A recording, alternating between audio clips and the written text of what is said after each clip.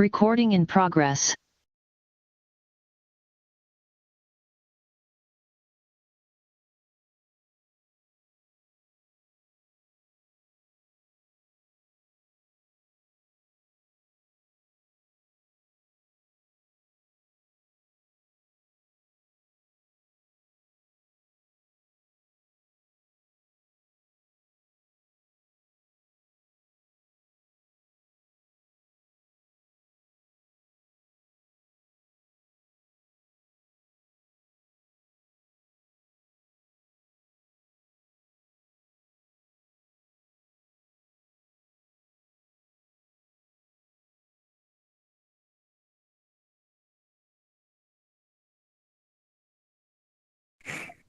Are we ready to start, Shanaz?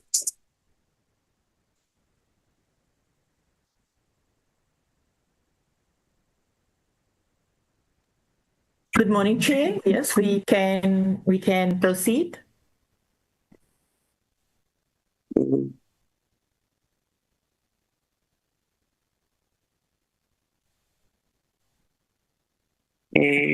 Greetings to all members of Portfolio Committee of Science, Technology and Innovation, and the members of the Portfolio Committee on Agriculture. We are today having a joint session, and also greetings to the chairperson of the Portfolio Committee of the Portfolio Committee of Agriculture and all the members. We are today having a joint session. We've called for this joint session so that we share some of the programs that are being done by both the departments and also to share work as portfolio committees that we are doing from the side of science and the side of agriculture. So, because agriculture is undoubtedly a critical sector of our economy, supporting employment, rural livelihoods, and national food security. We are also aware of the significant challenges facing the sector, one of which is the repeated outbreak of the foot and mouth disease across the provinces, resulting in market disruptions. So for this reason, we have invited two of our entities from DSTI to brief us on the science and technology and research availability to address these challenges. We are further happy that the PC on Agriculture is joining us today on this area where we share interests. Although ours is from a R&D perspective, it is important to coordinate mandates so that resources are not duplicated and rather used optimally through such collaborative efforts. So on that note, honorable members and members of DSTI and CSIR and TIA, you are welcome to the Joint Portfolio Committee meeting. I'm not going to be sharing this meeting alone.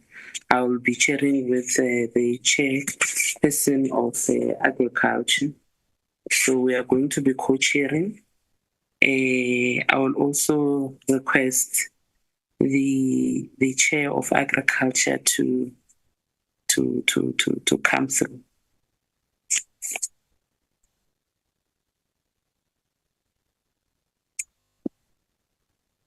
Yeah, I think from their side, they indicated that the chairperson may run a few minutes late because I think she's getting off a plane or boarding a plane. So I'm not sure if their whip is on the platform. Albertina, I'm just asking the committee secretary to advise. It's fine. It's fine.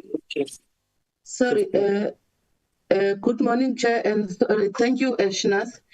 Chair, yes, Chairperson is running a little bit late. Chairperson, my apology. She was traveling from Mpumalanga to Joburg for NEC meeting after this meeting.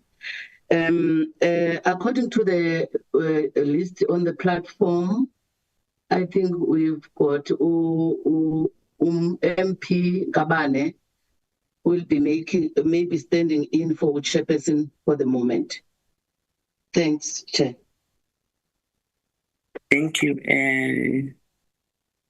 We are then going to request the Honorable.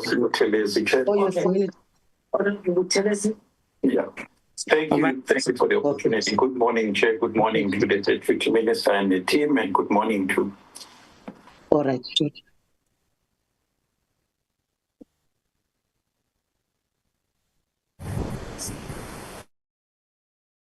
Good morning, Chairperson of Science and Innovation, and good morning, honorable members of Agriculture Portfolio Committee. I just want to put it on record that unfortunately I'm not standing in for the chair. I did not get any indication, so I am not going to be standing in. Whilst we're still waiting for the chairperson to join, I would request that the chairperson of Science and Innovation and Technology must just proceed with the meeting. Thank you so much.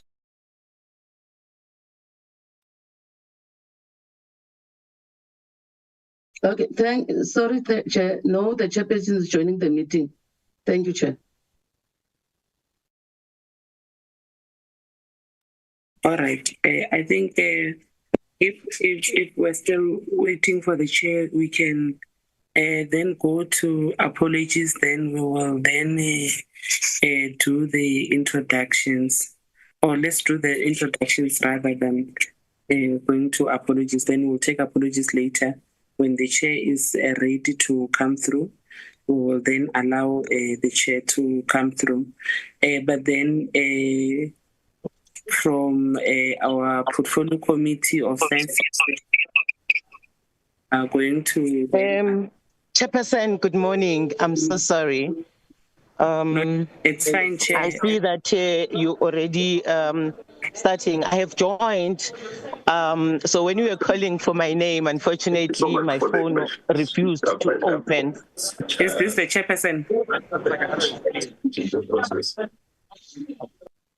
Can Yes.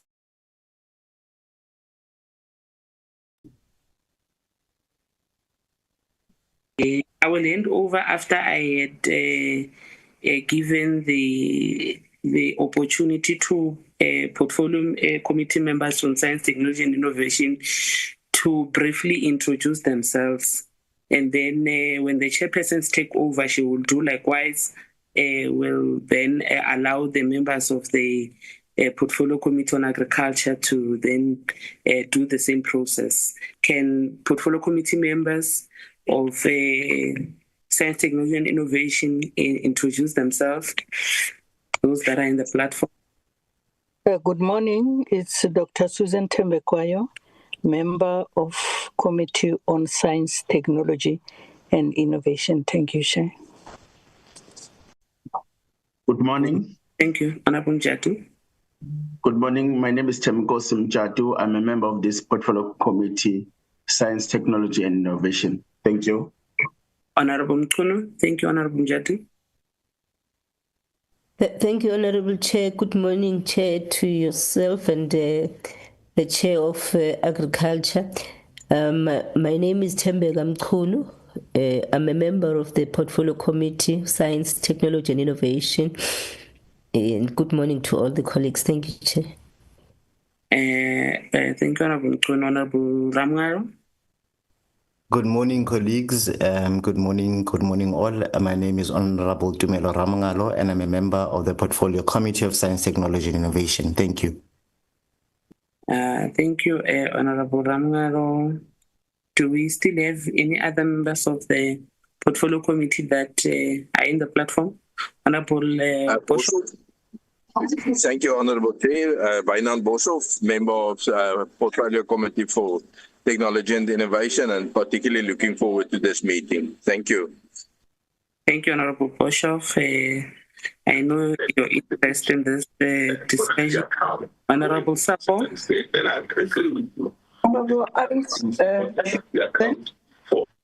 Can honourable members who are joining or any other member that is joining switch off their mic as and when they join us? Honourable Sapo, I saw Honourable Sapo on the platform.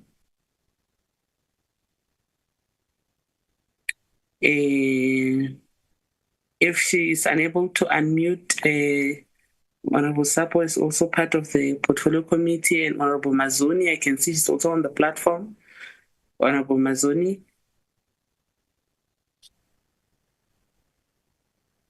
If Honourable Mazoni is also unable to come through, and then we also have Honourable Nkosi in the platform. So those are basically the members of the Portfolio Committee on Science, Technology and Innovation, unless I've forgotten someone that is also in the platform. If I was not able to call your name, you can come through.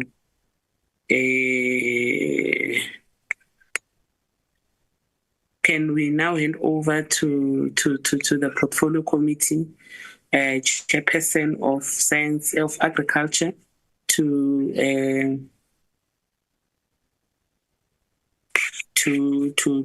lead the process of welcoming and introducing the members from the side of the agriculture. Honourable Chair, if you are able to come through, I can see that Honourable Chair is on the platform now.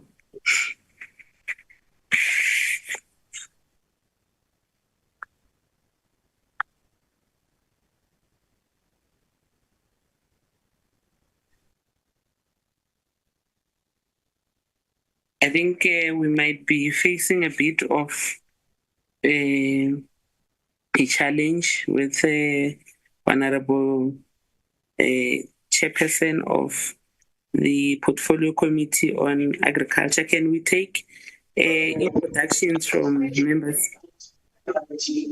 Chair, if we are able to come through. Yes, Chairperson, if you can hear me, I'm struggling. I'm sorry, I am at the airport. I'm trying to use my earphones. They're failing me. Can you hear me? Yes, we can hear you, Chairperson. Okay, thank you very much. Chairperson, let me greet you first this morning and take this opportunity to greet all my colleagues, honorable members of both portfolio committees, the officials of the departments, and everyone else on the platform, officials from Parliament, and everyone else, colleagues. Thank you very much and good morning. My name is Dina Pule, the chairperson of the Portfolio Committee on Agriculture, and I would like to request my colleagues to introduce themselves. And may I, before I allow them to do so, just apologize to Dr. Nkabane for having put you on the spot without having been communicated with. I had already joined, but my phone did not allow me to unmute, so it was very difficult to respond to the chair.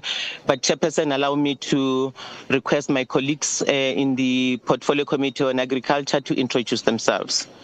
Thank you very much.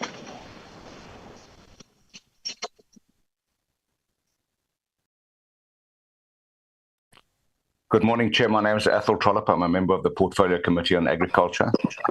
Hi, good morning. My name is Letitia Ice. I'm a member of the Portfolio of Agriculture. Good morning. My name is Bayer Smith, member of the committee.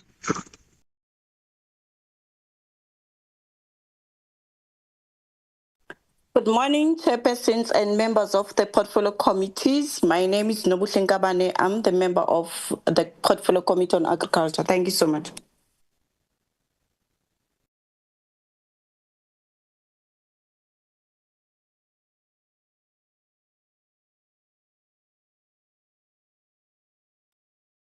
I'm trying to check if there are other members from the portfolio committee that have not yet introduced themselves, but I think I want to appreciate that the colleagues are here. Chairperson, may I hand over back to you?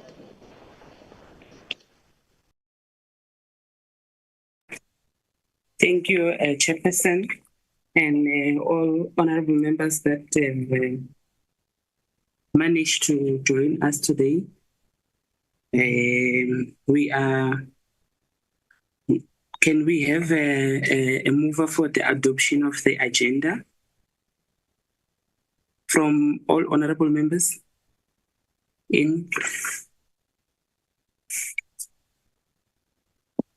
Agreed. Thank you, honorable members.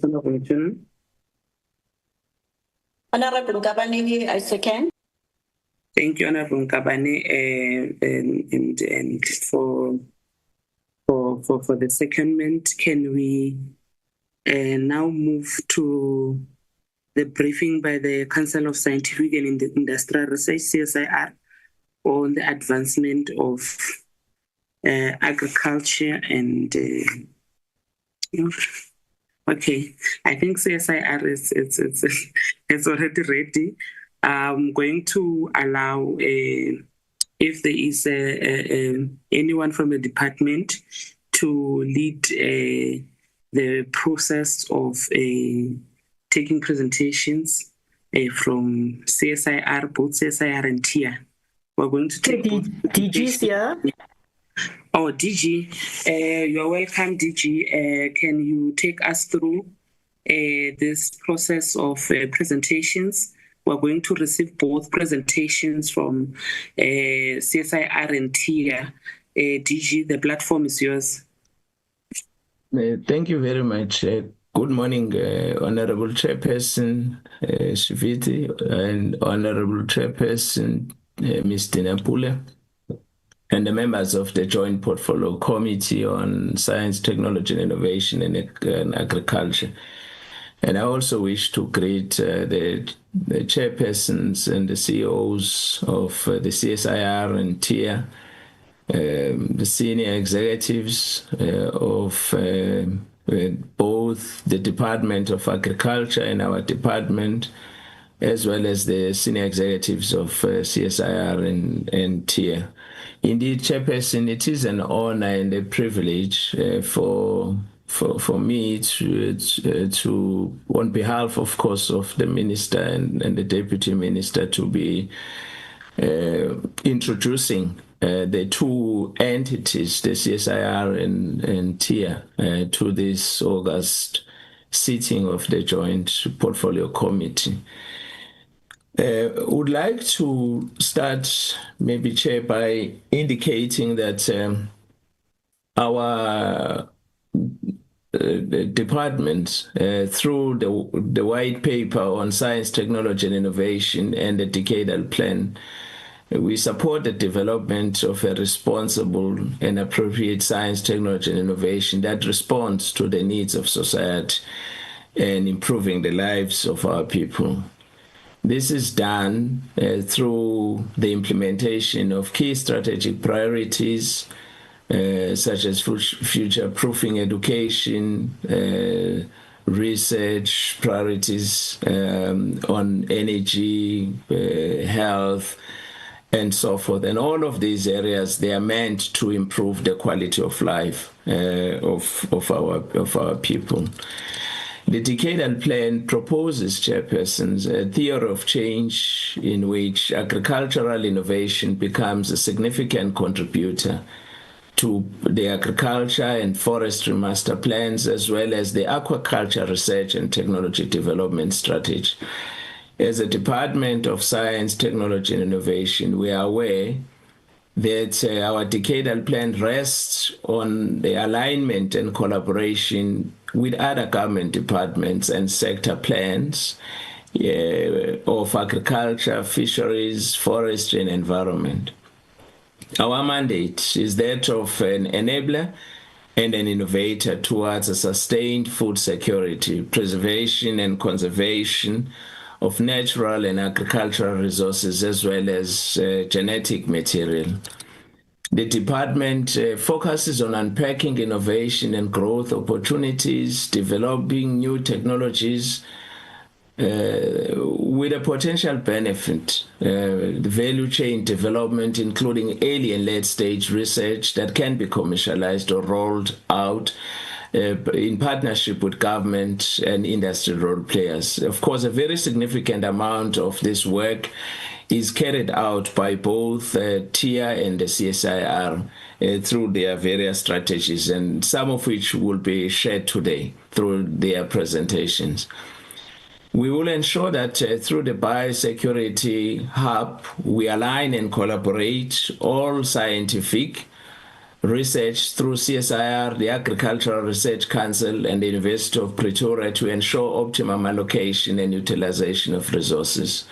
Through the development and deployment of multidisciplinary and multi-institutional science, technology, and innovation interventions, bioinnovation products, processes, and technological services, a modernized, competitive, thriving, and productive agricultural sector with significant socio-economic impacts, including entrepreneurs, small, medium, micro, and medium enterprises, job creation, and sustainable agriculture becomes possible. Our department thus provides innovation support to priorities largely set outline function departments, including agriculture, forestry, fisheries, and environment. Much as our department and the Department of Agriculture already collaborate at the National Biosecurity Hub, further collaboration and, where possible, memorandum of understanding will be entered into to ensure synergy and resources and planning alignment. In terms of precision agriculture, we are also working closely with both national and provincial departments on decision support tools for on-farm decision-making. And programs such as One Food, with a view to One Health, is a pilot study supported by broad stakeholder groups across government, science councils, and supported by broad stakeholder and international cooperation partners. It is interesting to note that TIA was involved in developing the LITS business plan in the early stages for the development of agriculture, and partners in the National System of Innovation such as CSIR are now supporting this process of implementation. These programs are underpinned by a strong cooperation agreement between the two departments with mutual understanding and a program of action that ensures strategic coherence and accountability as well as impact. And we will continue, Honorable Chairpersons, to ensure that both our departments, we keep each other abreast of developments and work together to ensure innovation supports growth and development in agriculture. It is exciting to see that many successes that have emerged from programs of our entities. I would like to thank the entities here for the exciting and remarkable work, and we look forward to their presentations. I therefore hand over to the CSIR, as you have requested, Chairperson, to then make its presentation. Thank you very much, Honorable Chair. Thank you very much, Honorable Chair Shiviti, and the members of the Portfolio Committee on Science, Technology and Innovation, and Honorable Pule, and the members of the Portfolio Committee on Agriculture, DG, and the executives on the call. Good morning. My name is Rachel Chikwamba. I'm the CSIR Group Executive for Advanced Chemistry and Life Sciences, where our portfolio in advanced agriculture and food resides. I would like to recognize my colleagues from the CSIR who are here to support, to include Dr. Masere Mole and the team, Dr. Motete, and Dr. Issa Suleiman, who will be leading the technical part of our presentation. I'm going to kill my camera now after greeting so that I have bandwidth.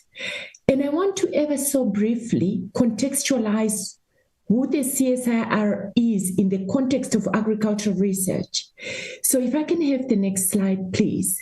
The outline of our talk is really about an overview of who the CSIR is, and then we will go into into the technical work that we do in the red meat industry space. Next slide, please, Dr. Issa. So our mandate is what drives what we do. And what we do is very much aligned with what DG has explained. We focus on directed multidisciplinary research as a science council to drive technological innovation in those areas of the economy where we believe that science, innovation, and technology can move the needle. And we drive industrial and scientific development. We do this in cooperation with principals from private and public sectors. And we really focus on improving the quality of life of the Republic, of people of the Republic. And of course, we do perform any other functions that may be assigned to us under this Act. Next slide. So, if I can have the next slide, our vision is to accelerate socioeconomic prosperity through leading innovation.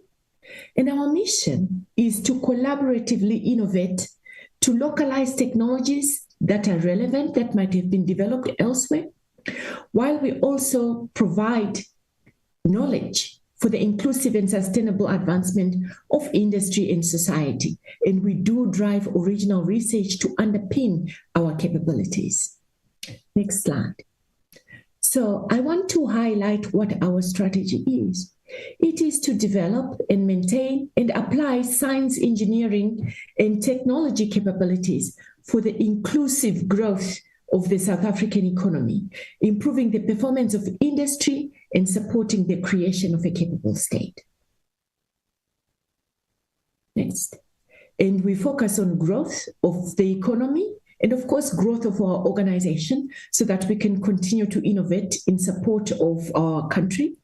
We focus on sustainability, where we utilize our capabilities and technologies to improve the sustainability and competitiveness of South African enterprises. And of course, we focus on the financial sustainability and good governance of the CSIR. We are driven by impact.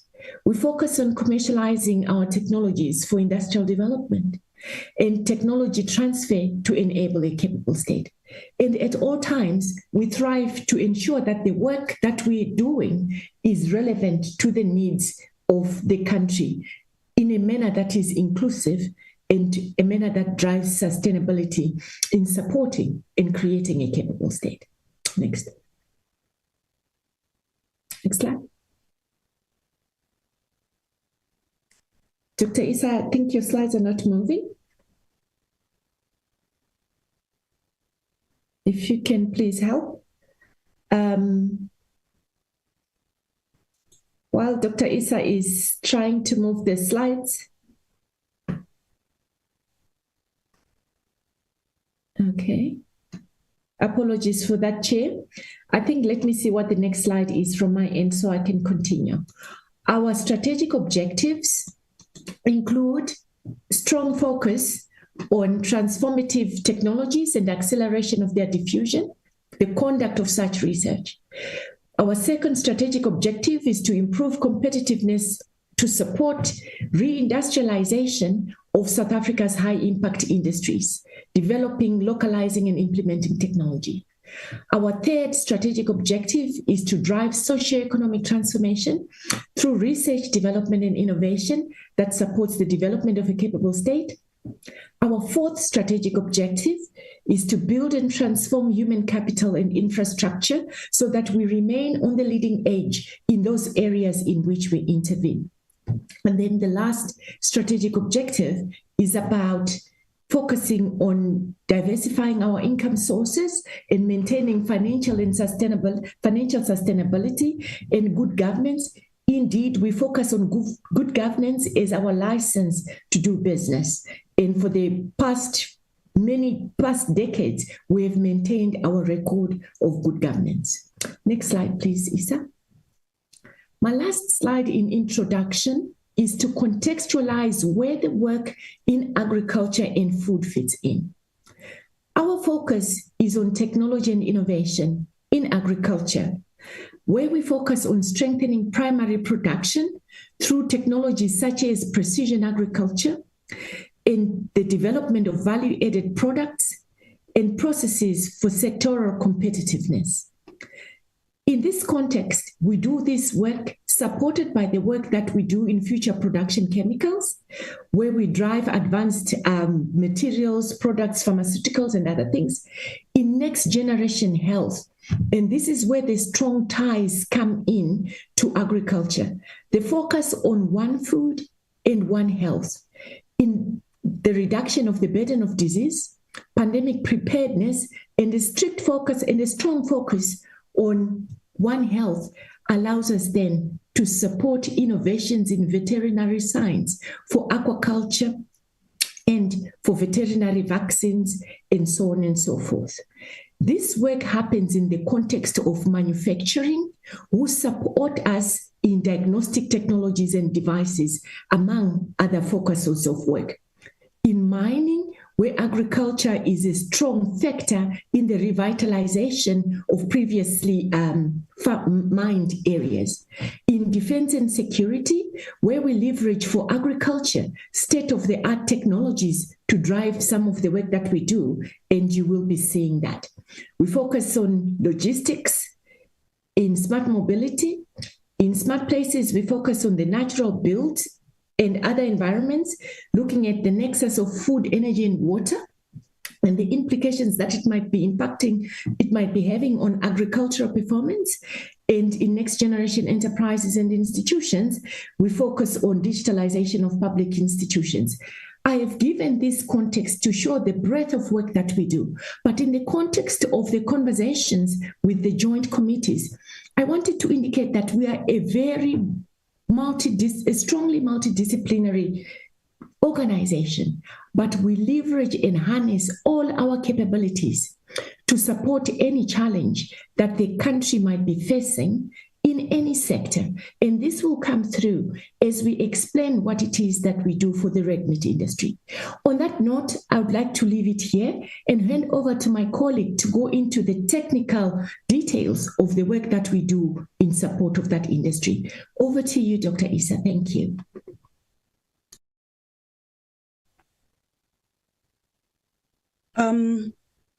Thank you, GE.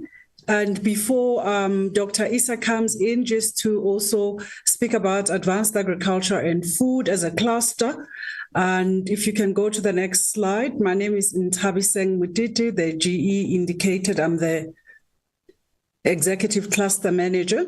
And in line with the strategy of the CSIR, as the Group Executive has indicated, in advanced agriculture, we do harness advanced technologies, tools, processing techniques, and all the capabilities that we have to improve the performance of the agriculture sector across the value chain, from primary production, secondary processing. We also get involved partially in tertiary processing. And our value proposition to the sector, precision agriculture, has already been mentioned in the opening remarks of the Director General of the Department of Science, Technology and Innovation. And we do this to drive smart agriculture solutions. And this is a very appropriate technology in response to climate change challenges. We assist farmers in them to contain the costs of inputs and to ensure that we can advise them on the good yields that they get, the condition of their production environment. In aquaculture and animal health, the area of interest, we obviously deploy our advanced technologies to improve aquaculture and animal health performance. And our capabilities include next generation technologies for disease diagnostics, mRNA vaccines and plant-expressed vaccines, agro-processing and food innovations. We deploy, obviously, our advanced technologies here, including in food innovation, to do formulation of high-value products and ingredients, including from indigenous knowledge systems and biodiversity economy, in food safety and nutrition. We drive and deliver our services in food safety and testing, quality testing to facilitate market access and to improve the confidence of our consumers and to reduce foodborne diseases in food production. We also offer training.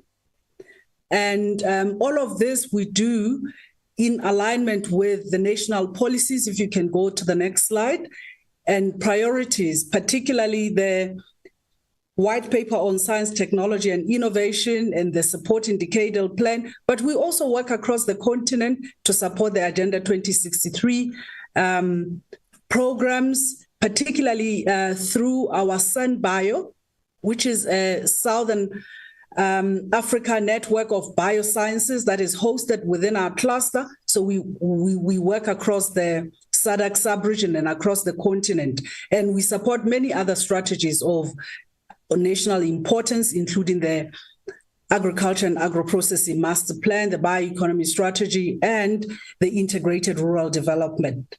And I end it here so my colleague can.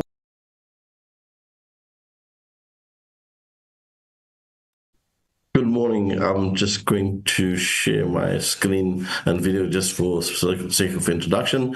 I am Dr. Isa Suleiman. I am the research group leader for aquaculture and animal health. Good morning, honorable members, DDG and chairpersons. Thank you for the opportunity to share some of the innovations and technologies that we are developing at CSIR. I'm just going to turn my video off because there is a power failure in the building, and we're just trying to deal with that. So I'm going to try and save some bandwidth. So as a country, agriculture plays a very, very important part of our economy. Livestock and horticulture and field crops, they account for 94% of the agricultural production in the country, and a thriving agricultural sector is critical for food security and economic growth. But we are familiar that I think the country is food secure at a national level, but at a household level, we have major issues around food security and availability and access to food. And part of the challenge associated with that is we have a high burden of veterinary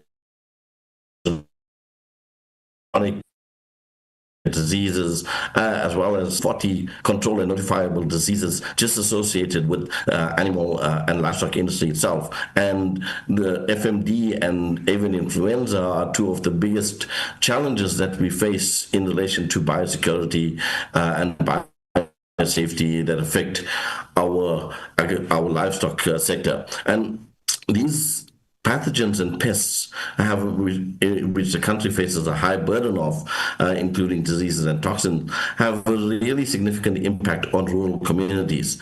But what we face is that we have limited capacity for monitoring, surveillance, and technology. And in fact, we do not have any integrated national platform that addresses biosecurity, biosafety, disease surveillance, and epidemiology for the agricultural sector. In this regard, the DSTI and the Department of Agriculture launched the National Biosecurity Hub in 2022, and highlighting that pests and pathogens have a significant impact on our food and affect food security, food quality, and also affects our ability to trade and export some of the products that we have in the agricultural space. And in this regard, in relation to animal health, livestock diseases are a very significant problem, with diseases like FMD, avian influenza, African swine flu, African horse sickness, blue tongue virus, and lumpy skin. And what we've highlighted on this particular slide is really some of the existing CSR programs that align to the National Biosecurity Hub and the priority areas of focus for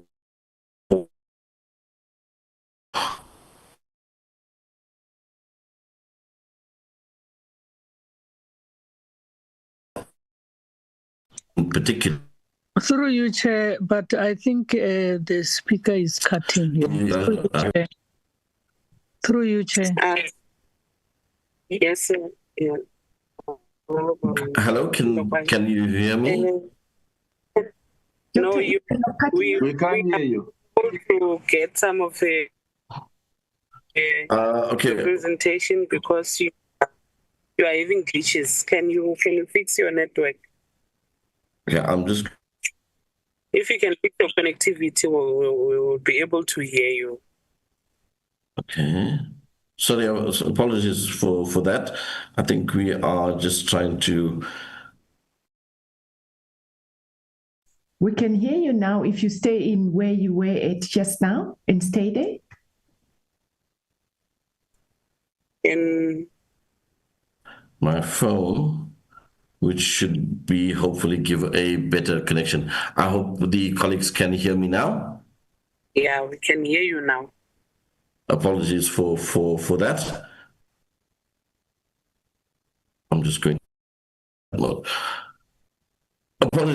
Apologies for the connectivity issues, colleagues. As I was saying, the CSIR has a number of existing programs that are very closely aligned to the agri-bioeconomy programs and strategies. So in relation to aquaculture, we have disease diagnostics, we have agro-processing and value chain development, food safety and nutrition, as well as precision agriculture that has been highlighted by the DG and Dr. Ntabiseng and Dr. Rachel.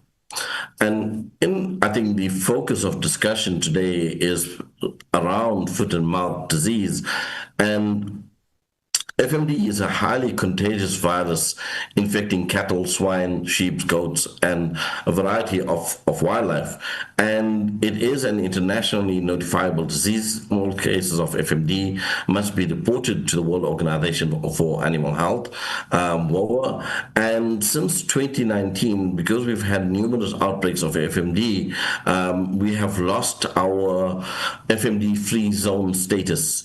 And that is a challenge that we are trying to address in these discussions and also with some of the technologies that we are developing at CSIR. And on this particular slide, I want to highlight some of the challenges that we face in relation to foot and mouth disease, particularly diagnostics and vaccine challenges. In relation to diagnostics, all FMD diagnostics are currently conducted by the Agricultural Research Council, and due to the large volume of samples that requires to be tested, there's often a long turnaround time for results. The current strategy requires BSL-3 facilities in order to conduct FMD diagnostics, and we have a challenge in the country that vaccinated animals are regarded as FMD positive. So there's no distinction between a true FMD positive case and an animal that has just been vaccinated against the pathogen itself. In relation to vaccines, we have several challenges. Currently, we are using a lot of inactivated vaccines, and with inactivated vaccines, there is often a safety risk in relation to incomplete activation or potential reversion to virulence. We have a requirement that BSL-3 facilities are required to produce vaccines because the vaccine technology is based on live attenuated or inactivated vaccines, so we have to grow the FMD virus in culture and then inactivate it, and that requires obviously high tech BSL-3 facilities. And differentiation between infected and vaccinated animals is a challenge. The ARC has recently developed some technologies that enables them to detect or to differentiate between infected and vaccinated animals. But as in relation to the legislation, it's still vaccinated animals are regarded as positive. And this next point around vaccine serotypes. So there are a number of FMD serotypes that affect livestock throughout the world. SAT1, 2, and 3 are the most prevalent in South Africa, and it's important that we actually have the appropriate vaccine serotype matching in order to have effective protection. And then as a country, we have very limited capacity for local vaccine production, whether it be for FMD or even other diseases that may be of interest. And In relation to monitoring and surveillance of FMD, the Red Meat Industry Services have developed what they call a interactive FMD map. And we have looked at this particular technology and compared it to some of the technologies that we are developing at CSIR. And it's a very useful tool in relation to that it provides a snapshot at country level of current outbreaks associated with FMD. But the industry services dashboard is just that. It is a dashboard and it is an information providing service. And as such, it does have some current limitations. It requires private vets and farmers to report outbreaks to the RMIS Operations Center, who then upload the information onto the map. It only reports cases that are reported directly from private farmers and vets who have subscribed to this particular service. It's difficult to differentiate between current hotspots and past or closed incidents. And currently, the system does not have any epidemiological capabilities. It has limited visualization capabilities, so meaning that you can't really create interactive visuals and monitor and track FMD outbreak progress over different parts of the country. It does not have any reporting capabilities as far as we know, and neither is it linked to any national system. And the last point is that the RMIS dashboard, the FMD dashboard, does not track any other livestock or agricultural diseases.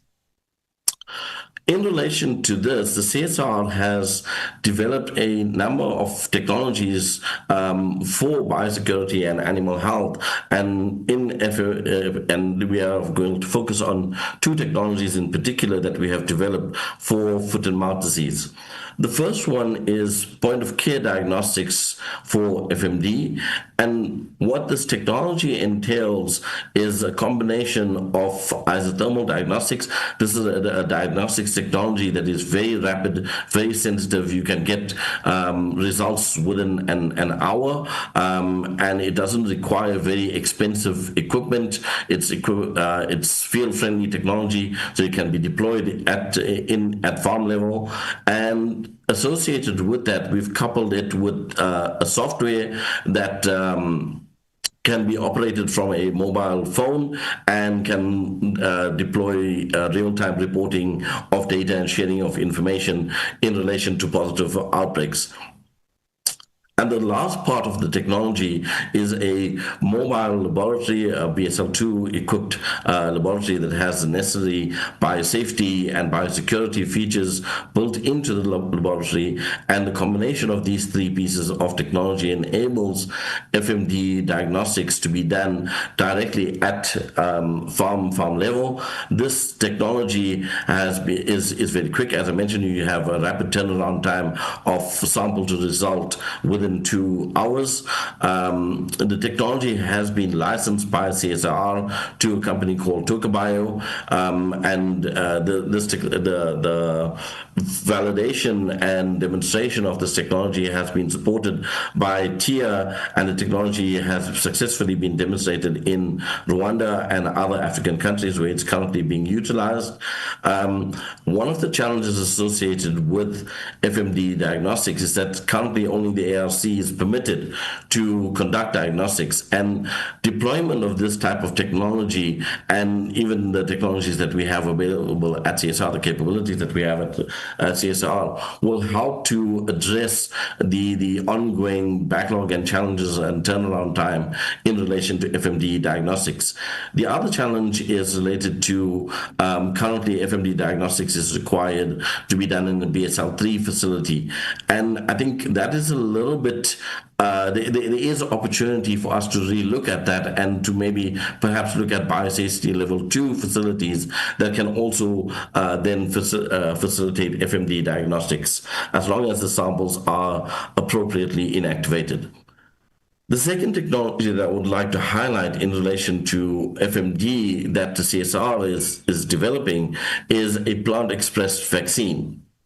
And what we've done in this regard is that we have taken specific epitopes that are relevant to SAT1 and SAT2 serotypes of the FMD virus, and we've expressed and we've integrated this into what we call core-like particles.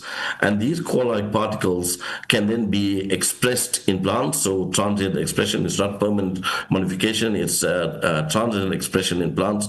We can then purify the virus core-like particles that are shown here on this electromicrograph. And we've developed the technology up to this particular point where the technology is now ready for vaccine efficacy, safety, and immunogenicity trials in target animals, so in cattle and sheep as an example.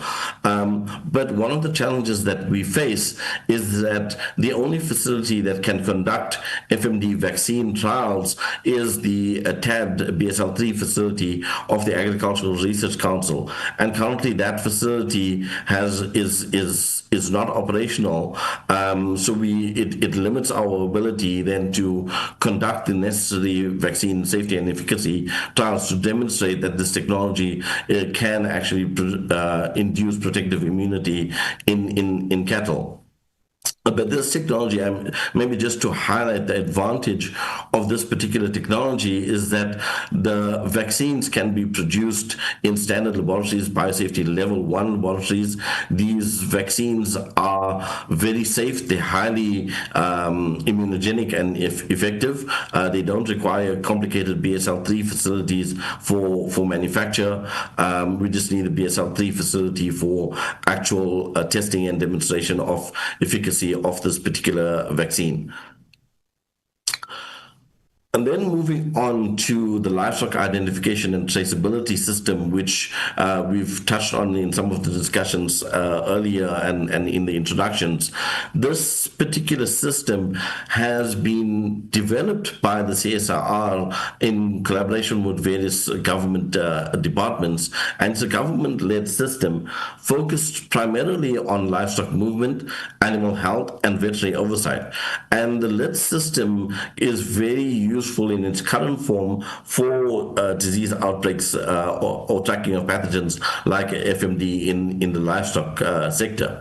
And on this particular slide, I want to highlight a few particular points. One is the LIT system is a national database that allows farmers and veterinarians to register animals and to also include information about animal health, so vaccines, health-related events. And it's a system that enables government and industry, organized agriculture to work together for tracking and traceability of livestock, and can be applied for FMD as well, because the system allows for traceability and integration with veterinary services.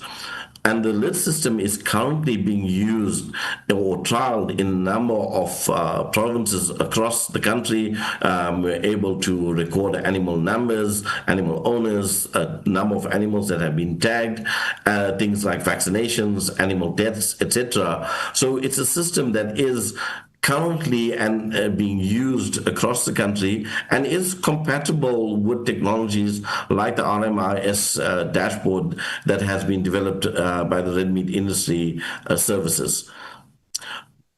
In relation to that, the CSIR is also looking at the development of other technologies related to biosecurity and One Health for agriculture. And this is just a summary slide of the number of technologies that the CSIR is currently developing that are aligned to agriculture, biosecurity, and One Health. And I will touch on some of these technologies in the next few slides, but maybe just I think we've covered the FMD diagnostics already with TokaBio, the FMD Plant Express vaccines. We also have a number of other vaccines that we are developing based on our plant expression system. So we have Brucella, feline panleukopenia, as well as cancer therapeutics. We have a very promising mRNA vaccines platform. where we are developing vaccines for lumpy skin, Rift Valley fever, as well as for aquaculture, tilapia lake virus, infectious spleen and kidney necrosis virus. And I'm then just going to move on to highlighting some of the key technologies that CSIR has developed and where they are in relation to readiness for commercialization. So we have a number of diagnostics that we've developed for Ja, dat kan men na die yen kong saat yen vakansi ko say number 2 and vakansi ko 8. So can you switch off your mic? Hey, switch off your mic. Isa Salomon. Can those who are either coming in or out switch off their mics so that they don't disturb the presentation? Thank you, Chair, for that. So apologies for the interruption, colleagues. As I was mentioning, the CSIR has developed a number of technologies that are at different stages of technology readiness for commercialization. We have a number of technologies, diagnostics technologies, where we have IP protection in process. So these technologies are at TRL 6 or higher. So things like bovine TB diagnostics, brucella, tilapia, and then also this is a genetic test for liver transplant patients. We've recently filed a patent in relation to the brucella vaccine that we are developing via our plant expression platform. I've touched a bit on the FMD vaccine, and then our mRNA vaccines are currently around TRL 3 and will move very quickly to TRL 6, 7 in the next year. And I'm going to focus a lot on the next part of the talk. Will focus on how we will integrate and improve LITS to really address some of the challenges associated with biosecurity and biosafety. So the CSIR is in relation to the advanced agriculture and food cluster is expanding the functionality of LITS to develop what we call the SABRE platform. The SABRE platform is the system for agricultural biosecurity and epidemiology research. And what it will do is will be a unified software platform for agriculture in South Africa that addresses biosecurity, biosafety, surveillance, epidemiology, as well as having functionality for real-time reporting and data sharing, visualization, as well as integration of artificial intelligence for disease prediction and mapping and other functionalities. And the SABRE technology will also interface with technologies being developed by the CSIR and other entities for agriculture, biosecurity, and One Health. And I'm just going to spend the next few slides highlighting some of the technologies that we are developing in relation to biosecurity and surveillance and epidemiology, and how these technologies will be integrated and linked to the SABRE platform. So one of the challenges associated with disease diagnostics, particularly for livestock disease or agricultural diseases, is that sometimes there is a prolonged turnaround time between collection of samples from the farm or at site, and it takes time to get the samples to the lab for the samples to be analyzed and to get a result. So that process can take anything from a day or two up to a week or longer. And in relation to disease outbreaks, particularly with diseases like FMD and avian influenza, where it's critical to have a rapid response or a response that is targeted very, very quickly to limit the spread of a particular pathogen once an outbreak has been confirmed. And speed in diagnostics is critical to this. In relation to that, the CSIR is developing what we call the 1DX molecular diagnostics platform.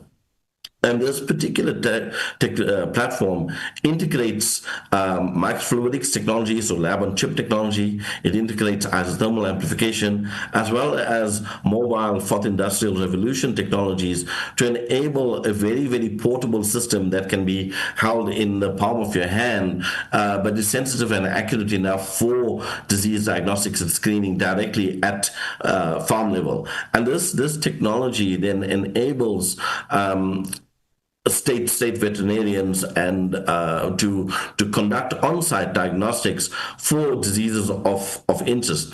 And what the system does is that if it's a notifiable disease, it can then report and share that data directly with the relevant government authorities. And when an outbreak is confirmed, we can have very quick response in relation to control campaigns, vaccination strategies, and this obviously then results in increased production and ability to trade. And the platform is a One Health platform, meaning that we can adapt it for detecting diseases that are of interest to animal health, plant health, as well as human health.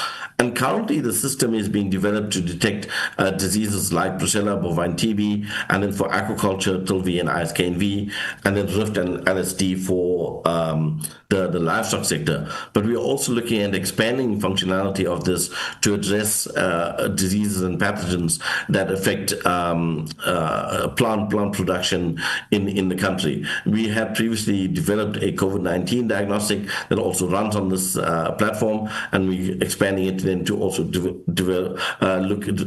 used for detection of diseases that are relevant to human health. And in essence, then the 1DX platform plus SABR technology allows us then to have very rapid disease diagnostics at point of care, but also linking it to the SABR system allows us to have national biosecurity, surveillance, epidemiology, and research capabilities, reporting capabilities. And the DG had highlighted this particular project, the One Food program, which is a partnership between South Africa and the UK government to develop a tool called the One Food Risk Tool, which allows us to look at the impact of various hazards associated with food production and food security across the entire agricultural value chain. And this particular system, which we've developed and are in the process of doing case studies that are funded by the DSTI, will enable government and policymakers and decision makers to identify which interventions should be prioritized in relation to particular hazards. So things like FMD, things like climate change, things like antimicrobial resistance, chemicals and pests and pollutants, to identify which of these are the most urgent that have the biggest impact on a particular food production value chain, and then we can implement associated policy interventions to address these challenges. And the One Food Risk Tool will be linked to the SABR system, and in essence, that will enable and facilitate enhanced food security and food sustainability in the country. And this is just a summary slide of where we expect the SABR platform or what we expect the SABR platform to look like in the next few years. Firstly, the SABR technology will be integrated with some of the existing technologies that the CSIR is developing to address biosecurity challenges and disease surveillance, diagnostics, and epidemiology. The SABR technology can also be linked to the animal health or to the animal and plant production industries. For example, the red meat services, milk SA, poultry SA, agri SA, etc., where they may be developing similar technologies. So, for example, the red meat industry services FMD dashboard can be linked to the SABR platform to enable us to have complementary functionality. And ideally, the SABR platform will then enable also government, the various entities of government, Department of Agriculture, Department of Forestry, Fisheries and Environment, the DSTI, the Biosecurity Hub, to have a much better picture of biosecurity, biosafety, surveillance, and epidemiology in the country. And ultimately, we would want this technology to be linked to global systems that, such as MSI from the Food and Agriculture Organization of the United Nations, the World Animal Health Information System from MOA, and then also WHO and CDC technologies for disease surveillance, monitoring, and epidemiology. And in summary, South Africa has a very high burden of pests and disease that significantly affect agricultural production, biosecurity, and food security. And reducing the burden of disease will improve agricultural production and economic growth. And surveillance and epidemiology are two key instruments to achieve this. In relation to this, the CSIR has developed several technologies, including diagnostics and vaccines, which will benefit the agricultural sector. And there is an urgent need for a national platform for agricultural biosecurity, surveillance, and epidemiology. And in relation to address this particular challenge, the CSIR is developing the System for Agricultural Biosecurity and Epidemiology Research, the SABRE platform. And we hope that we will be able to partner with the various entities that are present: Department of Science and Technology and Innovation, Department of Agriculture, Department of Forestry, Fisheries and Environment, the Technology Innovation Agency, the Food and Agriculture Organization of the United Nations, as well as the broader agricultural industry. And I will stop there. Thank you so much for the opportunity to present.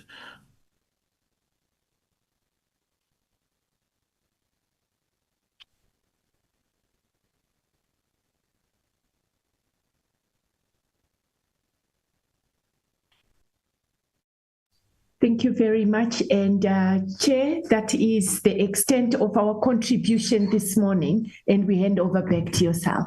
Thank you very much.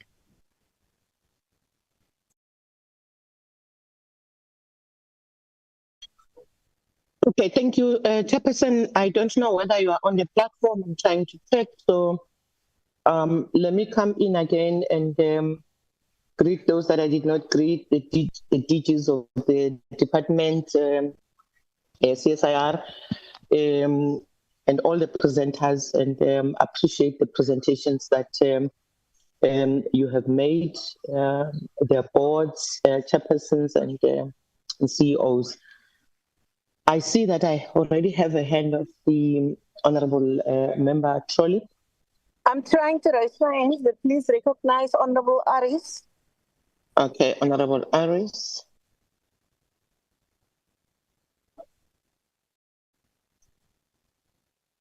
Honorable Dalane. Honorable Boshoff. And Dalane. Okay.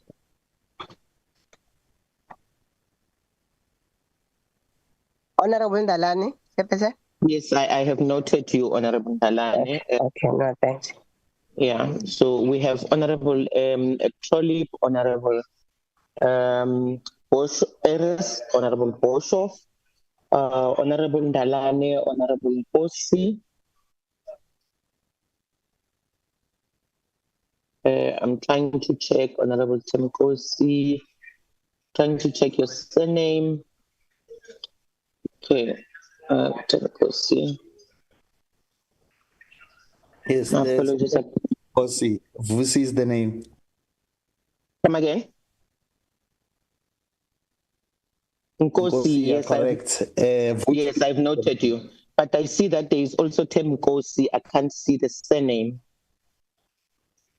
It's Honorable Mchatu. Oh, Honorable Mchatu, thank you so much. Honorable Smith, I think. Yes, Honorable Smith, Honorable Mkuno, and Dr. Tembegwe. Okay, let's start there, Honorable Trolley. Thank you very much, Chairperson, and thank you for the presentation. I was just listening with great interest to that presentation because there was a lot of stuff there that sounded really impressive that the CSIR are doing, especially around foot and mouth disease and the creation of a new plant-based or plant-expressed vaccine. And lots of reference to new technologies.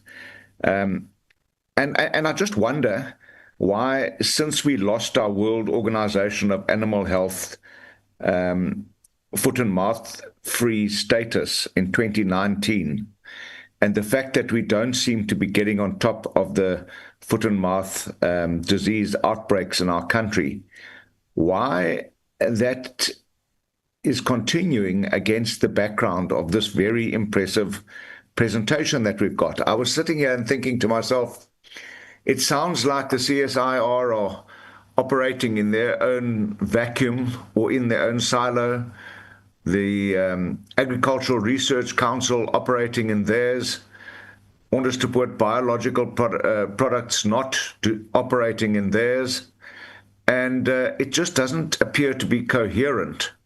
I can't put the presentation from the CSIR together with the lived reality of what is happening with foot and mouth disease management in this country. It seems completely incoherent. I'd like to know why this splendid presentation doesn't manifest in us getting this disease under control. Thank you. Thank you very much, Honorable Trollip. Honorable Aris. Yeah, good morning, Chairperson. Thank you very much. Chairperson, I just want to find out from how is the CSIR collaborate with other government departments and communities to strengthen local food systems and improve the access to food. And I also want to check with the CSIR if they are involved in the developing sustainable agricultural technology to address the drought and the soil degradation, and what role does the CSIR play to ensure food safety and obviously nutritional value in the local food system? And then also, Chairperson, I would like to find out what research and innovation has the CSIR developed to improve the food production and reduce post-harvest losses.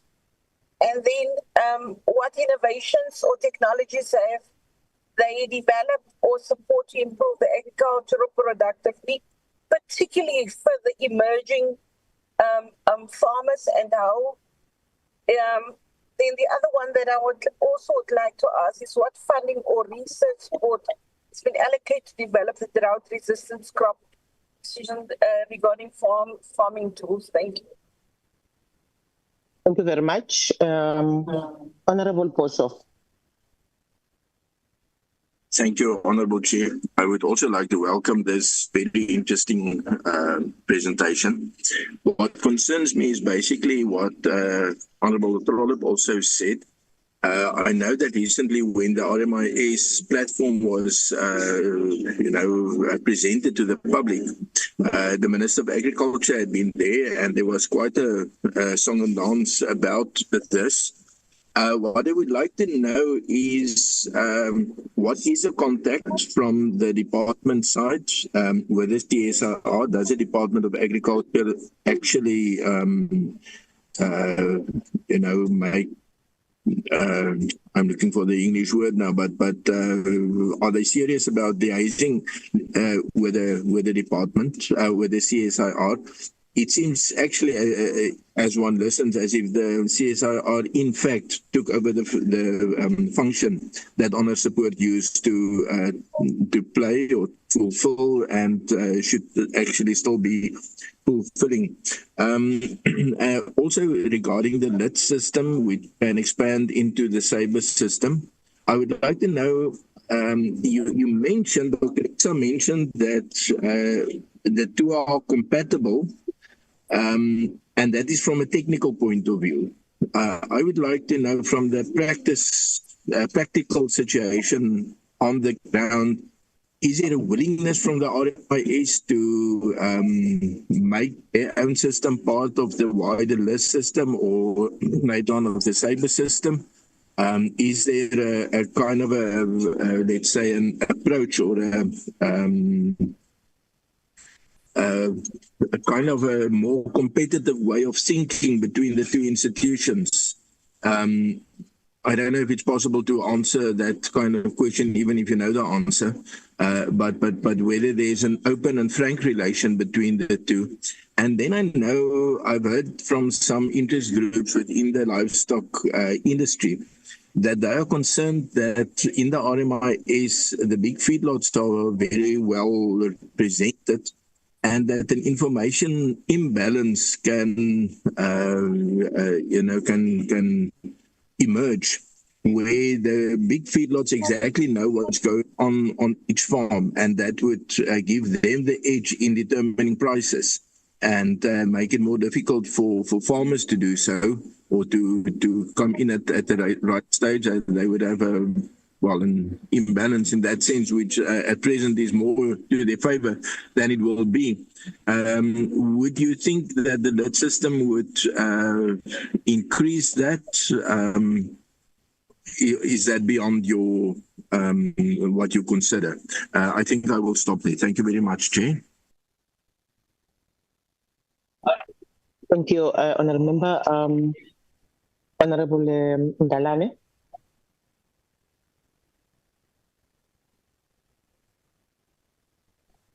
Mendalane.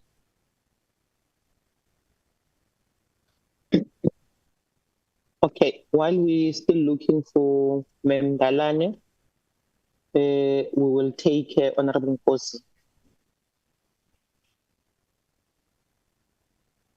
Thank you very much, Chair. Greetings to you, Chair, honorable members in the meeting, and both the departments we have in the meeting as well. Honorable Chair, I'm just also welcome the presentation, and just need some maybe clarities on some of the few issues. First, it will be on the point of care, a diagnostic test kit for foot and mouth disease. While the CSIR and point of care and diagnostic kit for foot and mouth disease is designed for remote use, the cost and the technical requirements for extensive genomic testing or satellite-based precision farming systems can exclude smaller farmers. Technology, localization, and adaptation are crucial to drive the inclusive growth. But my worry here, Chair, is on the smaller farmers. How effectively are the advanced or high-tech solutions like your genomics, drone surveillance being made accessible and affordable, and also relevant to the majority of the small scale and emerging red meat livestock farmers in rural and remote areas? That's what I wanted to check, Chair. Secondly, Chair, you see, the value of the surveillance technology has multiplied multiplied data. I just wanted to check on if Chair, given the reliance on the big data, on the genomic, sensor, drone, or traceability and disease surveillance data, what is the strategy for creating actually a single, secure, and national agricultural data platform that integrates the data from both the animal health and production systems to generate the holistic market and health intelligence? Thirdly, Chair, I wanted maybe to check that while the focus is also on the technology, and it's very vital, it should be complemented by the broader policy reforms as well and capacity development at the grassroots level. The small holder farmers who form a significant part of the agricultural landscape often face barriers to adopting such innovations. Therefore, tailored training, awareness programs, and financial support should accompany technological rollouts to ensure inclusivity and equitable benefits across the sectors. Chair, I want to check how will the CSIR ensure effective coordination and data sharing among multiple stakeholders involved in the biosecurity, surveillance, and epidemiology to prevent fragmentation and improve response times. Chair, also, what I wanted to check is that how will the sustainability of funding, maintenance, and regular upgrades of these digital systems be ensured in a long term, especially given the rapid pace of technology change? Chair, those maybe are the clarities maybe I wanted maybe to get. Thank you. Thank you very much. Member? We're going to... I'm here. Oh, Mendalani, are you back? Okay. Go ahead. No, thanks, Chairperson. Morning. It was network problems. I'm sorry, I apologize for that. Mine would be like, how does the CSIR research support industry development in South Africa? And what are the expected outcomes? The second one, what are the challenges? What challenges that the CSIR face in implementing this initiative, and how are they being addressed? And the future plans, what are the future plans for the advanced agriculture and food cluster, and how will they continue to support South Africa agriculture sector? Thank you, Chair. Thank you very much, Mendalani. Honorable Mchadu. Thank you very much, Chairperson, members of Parliament, and the department. I just want to welcome the presentation. Let me go straight to my submission. The CSIR asked for public funds for cyber and other technologies, yet providing a zero breakdown of cost, past expenditure, or measurable return on investment. This is not allowed, Chairperson. My question is, what is the total budget requested for the cyber platform?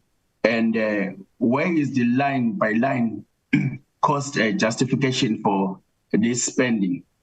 And another question, how much public money has already been spent on leads, and what specific measurable benefit has it delivered to control disease? And a second submission, the report admit that the legislation blocks the use of a new diagnostic tool, yet the CSIR is developing them anyway. This shows a complete misalignment with the government regulation. The question is, why is this still spending money on technologies and like poor diagnostic that currently law forbid them from using? And which government official is responsible for the failure to update this law, allowing the waste to continue? And another one, my submission, the presentation talks about the value and alignment, but it shows no real world evidence of success. Can you show us one specific example where CSIR technology has successfully contained a major disease outbreak like foot and mouth disease, if any? What are the exactly numerical performance targeted for cyber, and what happened if it is failed to meet them? And Chairperson, and another thing, the report says leads does not complete it does not compete with the RMIS platform, but then announced SABA as an expansion of leads. The question is, why is the government funding two separate systems, RMIS and leads stroke SABA, instead of having one single national platform? How much money has been wasted on this duplication of efforts between the CSIR and other agricultural bodies? And my last question, why is this CSIR creating a state monopoly instead of allowing private companies to compete and provide a better diagnostic tool? How will you ensure that the farmers' data in SABA system will not be misused by the government?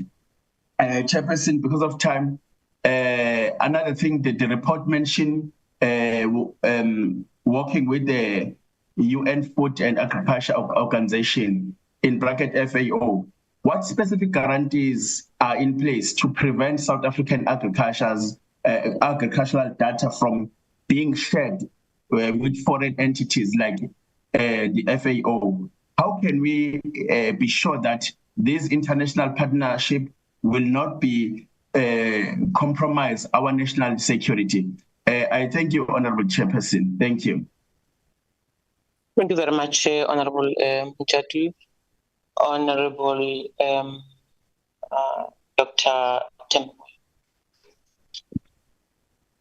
Thank you, Chairperson, and thanks for the presentations done this morning. The following are my questions. What measures are in place to ensure that emerging and communal livestock farmers can access and benefit from the monitoring technologies? On value proposition, nutrition and food safety, we have those farmers that are at home, but they are not even aware of the existence of the involvement of the CSIR. How do you plan to reach out to them so that they can also benefit from the initiatives from the CSIR? How is CSIR leveraging technologies like precision agriculture to improve agricultural productivity and sustainability? Which metrics are used to measure the impact and evaluate success of your initiatives?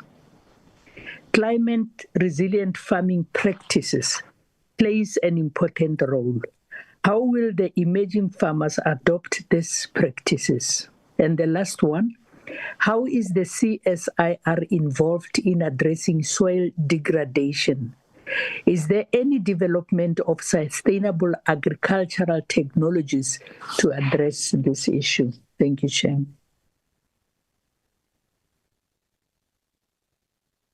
Thank you very much, Honorable Tamakai and Honorable Pule.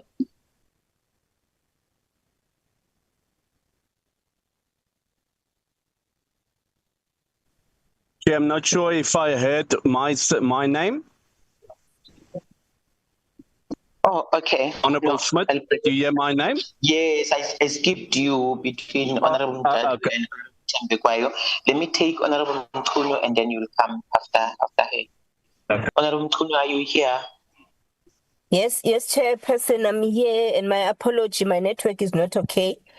And Thank you very much, Chair. And thank you for the presentation. CSIR, it really gives hope what you were presenting to us. My question is on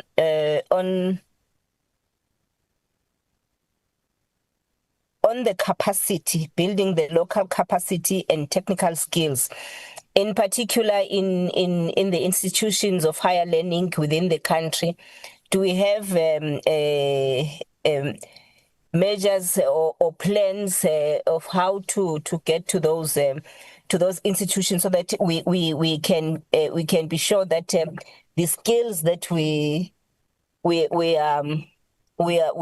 are looking at. I mean, what you are producing are also going to flow to other generations to come. The second one, Chair, which will be my last question, is on the sustainability of the funding and maintenance and regular upgrades of the digital systems. How will they make sure that the sustainability of funding, maintenance, and regular upgrades of these digital systems be ensured in the long term, especially given the rapid pace of technology? And in terms of the financial sustainability, I just want to check also if there is a plan in collaboration with agriculture when it comes to foot and mouth disease, which is a challenge these days. If they do have a plan or a method that they use to assist all farmers. When I say all farmers, I mean private farmers, subsistence farmers, those that are in the communal areas. How do they work with those farmers? Because you'll have big farmers like private farmers who are having a large livestock, but they can't at the moment access the assistance when it comes to the vaccines, when it comes to the assistance in maintaining those in ensuring that the animals are not infected. How do they deal with that? Why I'm saying a sustainable funding, because I'm looking at something that says if CSIR is having this facility and you have private farmers who are willing to pay for those for that facility, can they facilitate that it be done? I know it should be done through agriculture, which I think the Department of Agriculture will also assist in this one. Thank you. Thank you very much, Honorable Smith. Thank you very much, Chairperson. Yes, I think most of the questions around foot and mouth disease has been exhausted. I'm going to specifically ask in terms of support from the Department of Science and Technology and Innovation for agricultural research in entities like the ARC. If you remember, Chairperson, when we did oversight at the ARC, we saw that, or we got feedback from the scientists there that they are struggling, with keeping up with new technology, in terms of equipment and facilities and so forth. And I really think as a country we are not investing enough in science in general, and agriculture in itself is absolute science, and the competition in the world is out there, and we've got great potential in terms of human capital, but we are lacking in terms of financial support. So my question would be specifically in terms of financial support to institutions like the ARC from science and technology to keep up with the necessary facilities and the latest technology, so that we can compete. That will also open up in terms of economic growth potential. That we can open up. We can become the absolute science hub of Africa to start off, and we compete in the world as well. Thank you, Chair. Thank you very much, honourable members. Excuse me. I have, I think, about two questions, and one is related to the CSIR on your advanced agriculture and food cluster. Just to check as to one, maybe I must start from where Honorable Trolley made a comment on the entities that seem to be working in silos, that when we're listening to the presentation, we didn't find, a comfort that these entities are working together, your ARC, CSIR, Honors the Board, Biological, which is OVP, Honors the Board product. And then that question for me, I had it as you were presenting, I was asking myself as to, I think I felt the same way that Honorable Trollip and the others felt. But I also want to know as to the two entities also, CSIR and the TIA, as to how do you work together, such that we don't have how do I call it, the very same situation where we are worried that you may be working in silos, and if you work in silos again on the side, then it means that we have a serious problem. But you will be able to tell us how you link up, because it's very important that we know how do you actually link up in terms of your respective mandates. Especially CSIR with your research and development and technology development and your TI's innovation commercialization, so that we avoid duplication and to maximize efficiency, and how you ensure alignment to the livestock or red meat sector. I then want to go back and check on the question where I wanted to start, but I thought I was going to start where Honorable Trolley has started. I would like to know as to what are the measures that are in place to ensure that emerging and communal livestock farmers can access and benefit from the monitoring and surveillance technologies. That is affordability, training and support for them, connectivity and data access. What is your experience and what are the measures that you have in place? The other one, which again goes to CSIR, how do you ensure that the technologies developed, that you develop are scalable and commercially viable? In other words, moving from prototype to farmer and industry adoption.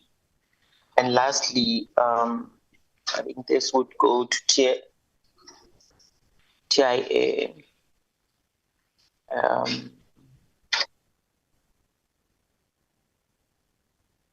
think Honorable Nkosi had spoken about the issues around the genomics output, so I will leave that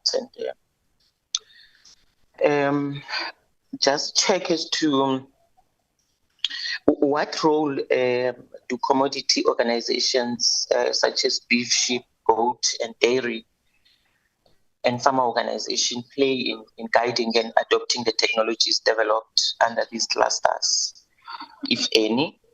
And the last one would be, what are the export readiness implications do these technologies bring?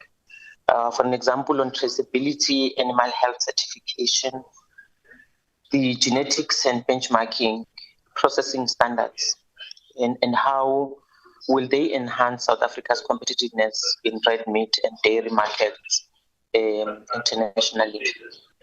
Now, would allow the DGs to come in, DG and your teams. I don't know which one will start, whether it's going to be science and technology, and you'll give to your colleague and respond to all the questions that members have raised. Thank you. No, thank you so much. I chair. Sorry, it's oh, chairperson. Yes. Okay, chair. I wanted to propose that because from the beginning we proposed that we have two presentations and then we will then take the discussions and the questions. But because we've already taken the first set of questions, we can then take the presentation from TIA because we've only received the presentation from CSIR. So TIA we can take a presentation and then further take more questions and then get responses at once.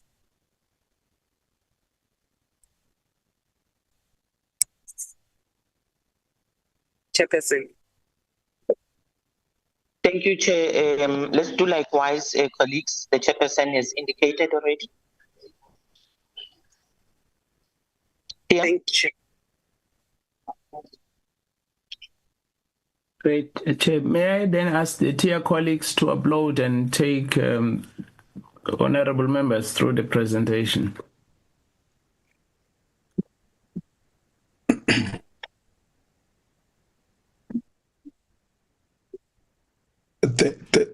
Thank you, DG.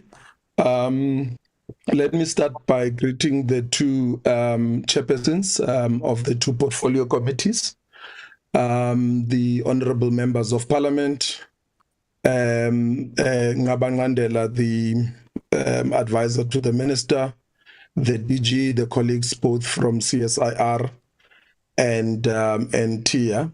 I'm also accompanied by two of the new board members, Mr. Lwazi Koyana and Mr. Vugile Hlongwa. I would just also like to note the passing of one of our board members who's also part of the new board, Prof. Kiyo, who was really involved in both science and even in the agricultural space, and it's a huge loss to TIA. So the committee members from the Science, Technology and Innovation would know her. She was actually supposed to be part of this meeting. She passed away the day before yesterday. I'm not seeing the presentation properly. I'm not sure whether it's on my screen, but I have it opened on my side. But for the benefit of the members, if they are not seeing the presentation, can we please fix it on my side? I think, Mosho, are you the one having the presentation? We can see it from our side.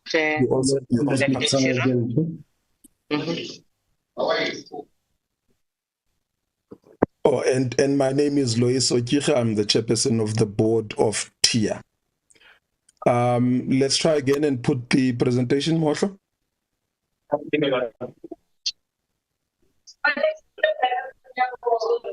Can I get confirmation if it's visible?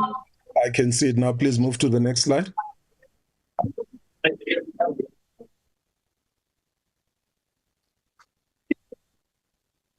Honorable members, TIA, for the sake of the other portfolio committee, will just also talk a little bit about TIA, but we'll make it short in the interest of time. TIA was established under the TIA Act and is a department, is also an agency under the DSI.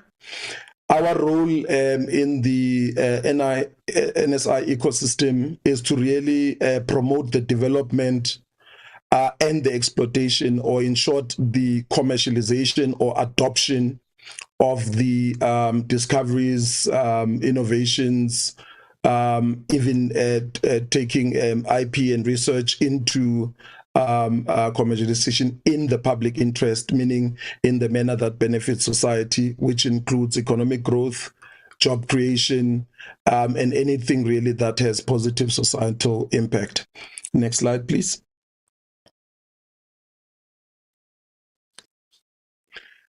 In responding to the number of reviews that have been done to TIA, on TIA, and some of the things that the DG has spoken about, TIA has just recently developed a new strategy which really seeks to ensure that we look at the entire value chain of the NSI and look at the entire system, even though our intervention is specific on the value chains of the system, but the 2.0 strategy looks at ensuring that all the way from ideation to commercialization and industrialization of products, that the system works. So TIA 2.0, in responding even to some of the things that the honorable members have raised, is really looking at that and making sure that the innovations, discoveries, inventions of the country are actually commercialized. They are exploited, again, in the benefit of society, including adoption. We have then developed new values, which have just been approved by the previous board, to support this vision and the culture that needs to be built to make sure this vision becomes a reality. Let's move to the next slide. And this role really talks to a number of roles that we are playing and seek to play, where we use a number of instruments to intervene in this ecosystem. But we don't stop at that. We also catalyze partnerships, and some of the issues that were raised by the members talk to exactly that, where we make sure that SMMEs, industry, university, research council work together in a way that ensures that all these innovations can be exploited, to make sure that South Africa really plays that role of being a leader in innovations in Africa, and also play a respectable role in the global environment. And we do that by not just doing the funding, but by facilitating and enabling the system work, and we've got other tools to do that, including technology platforms and other enablers. Please move. We do know exactly where we are as TIA at the moment, given the impact that has come about due to the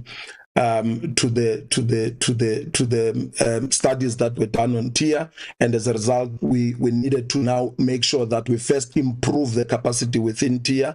As a result, as a board, we are now focusing on building capacity to see this through, and then starting obviously at the leadership level of TIA, and also operational efficiency and other things that will build the whole capacity of TIA to be able to deliver on this mandate. From there, we would look at growing the agency to make sure that it is able to even have more impact. Members have spoken about sustainability, and it goes beyond just sustainability internally as TIA, but to make sure that we've got a sustainable ecosystem. And there we're building things like funds of funds that will make sure that we bring in a lot of investment. We grow the VC environment in South Africa to support innovations. And again, the end result of that is to make sure that South Africa is a global powerhouse when it comes to innovation-led socio-economic impact. Next slide.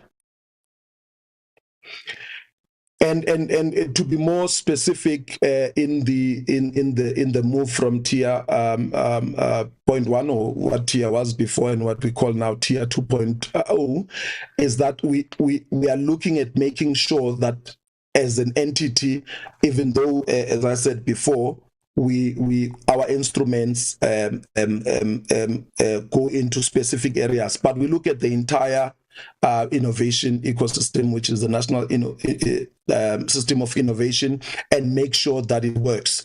And on top of that, we need to then make sure that we become a thought leader as TIA. Hence, we needed to build that capacity in making sure that this NSI work, and make sure that there is synergy between not just only government, but with others, whether it's private sector, academia, and even civil society, in making sure that the country works together and making sure that the system works. Next slide. And the business model is really talking to the issues that I won't go into detail. The DG has spoken about that, and the three areas that we will use as tools, where we are a curator, we create a fund of funds, and also curate the innovation ecosystem itself. Let's move to the next slide. And the model that we seek to deliver this is what we call the quadruple helix model of innovation. It's a model that is used by a number of countries globally, where the different actors in the innovation system, which includes academia, that includes all the research councils, CSIR included, civil society, which will include the NGOs, specific sector organizations, citizens, and then on the industry, we're talking about businesses, SMMEs, large companies, and startups, and then us as government. And by government, we mean all the different government entities, to make sure that we have a holistic approach that looks at how we deliver on the NSI. Next slide. Let's move the strategic plan. I will then hand over to our executive for bioeconomy, Mohotlo, to take us through what we are doing in the bioeconomy space. Mohotlo, please go ahead. Thank you, Chair, to both chairs of the portfolio committees. Let me also thank the opportunity to present to the members of the portfolio committees, to recognize the TIA board members, DG Dr. Cele from the DSTI, my colleagues from the CSIR as well as TIA. I will continue with the presentation as the board chair has indicated, and I will then just switch my camera off for that purpose. So, Chair,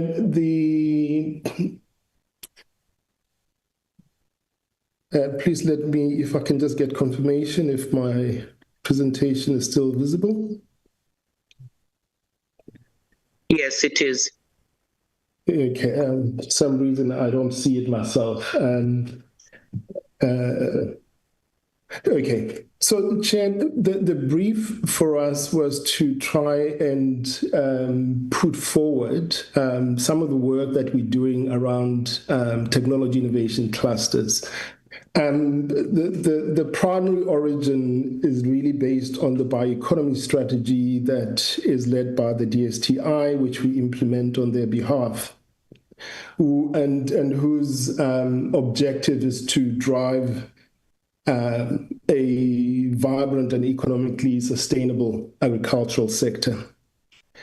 And so this obviously is linked to the country's intentions in terms of the National Development Plan around increasing employment, improving quality of education, skills development, which are critical as well in the agricultural sector. And TIA itself does this by accelerating the development of bio-based technologies. We facilitate commercialization across a range of sectors, agriculture, health, and industry.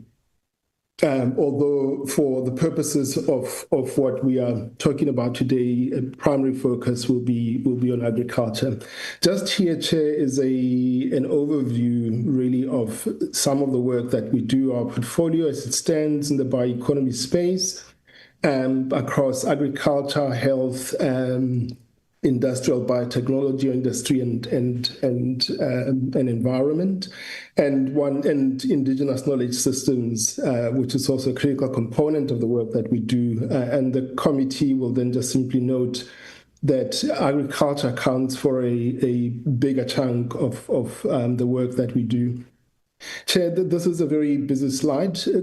I think the intention with this was just to say, I've just shown a slide that gives you a breakdown of specific projects that we support. That was the previous slide. But on top of that, we have a range of other initiatives, programs. And within these programs, we have some 148 individual investments. And if we combine the previous slide and the current slide, as at 2024-25, that portfolio was worth just over R1 billion. So the chair has spoken about the work that TIA does in the NSI. And these are the people that we work with. It's universities, science councils. We work a lot with SMMEs and industry. There's another component of TIA beneficiary that's critical for the purposes of inclusivity. And these are grassroots innovators, typically people who are outside of the formal innovation system and with limited access to resources and infrastructure. In agriculture itself, Chair, we support across the entire value chain, both from the input supplies, production, primary production, processing, as well as distribution and marketing, where those opportunities will arise. I think the members of the portfolio committees will be aware, and I will not spend too much time on this slide, but just to say that some of the key considerations for us around building the economy, improving food security, ensuring that the agricultural practices are sustainable, and looking at the impact of agriculture, particularly in rural development, to ensure that we reduce poverty and migration pressures into urban areas and so forth. And of course, one of the key mandates of TIA, which is driving the advancement and adoption of innovations in the agriculture space. Just again, by just a quick way of illustration, Chair, in terms of where our money has gone in terms of the different technologies, that's what you will see on the left. And with a significant amount of money going into plant health and plant breeding and some work on agro-processing. And we've tried to give as well a split around where our money goes in terms of geographical spend. And you will see that we are still challenged in terms of reaching other provinces outside of Gauteng and the Western Cape, and to some extent KwaZulu-Natal. So it's just one of those things that we keep track of in terms of ensuring equitable distribution of resources. And then perhaps here, just to note, Chair, that a significant amount of work that we also do involves SMMEs. Which is really where one will, if we do this right, we will get, greater, employment, more contribution to GDP, and so forth. And although, we do work with our colleagues at the CSIR, the ARC, and some of the examples that I'll provide will give testament to that. And then just on the right, these are really the brief in terms of our presentation today is to focus on the beef genomics cluster, the dairy genomics cluster, the work that we've done on animal health cluster, and the agro-processing. And if I do have some time, Chair, I'd just like to mention one or two initiatives that we work with our colleagues from the DSTI on. And let me not also just spend too much time here. What we're trying to demonstrate here, Chair, is that we have a lot of people who will come to us at earlier stages of development, and through our support, over time, those technologies move towards later TRLs, meaning that they're getting market ready and for adoption, particularly in our agriculture portfolio. Again, just to say that we have a range of systemic interventions, modalities of intervening in the system to support early stage business development and entrepreneurship. But the focus for what we are going to talk about today will be on the technology innovation clusters. And just also as an overarching discussion point, we work under the stewardship of the DSTI around the agricultural STI roadmap, which really focuses on improving both crops and animals. And we have a range of focus areas, whether it's new crops, fire control agents, vaccines and diagnostics, as well as the aquaculture sector. And of course, you are going to have cross-cutting initiatives, and we know that agro-processing, both on crop and animal side, is an important capability to develop to ensure that we valorize primary products. And obviously, we also look at ways to modernize agriculture and developing things such as farm-level support tools. And we've had discussions earlier around the one food, one health approach, which looks at the nexus between what we do in food production and that nexus between water, energy, and the environment. And a critical, obviously, component of that work is that transformation is important, inclusivity is very important, development of skills, entrepreneurship, and general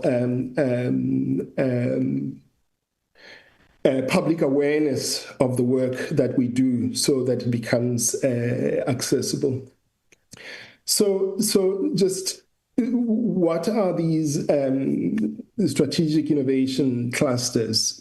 They we term them transformative interventions in that we do not, aside from the work that we do where we might support an individual entrepreneur developing a particular product, we seek to intervene at a sectoral level by introducing innovative technologies, sustainable practices, and the bedrock of that work is collaborative partnerships, and this will become apparent in a moment.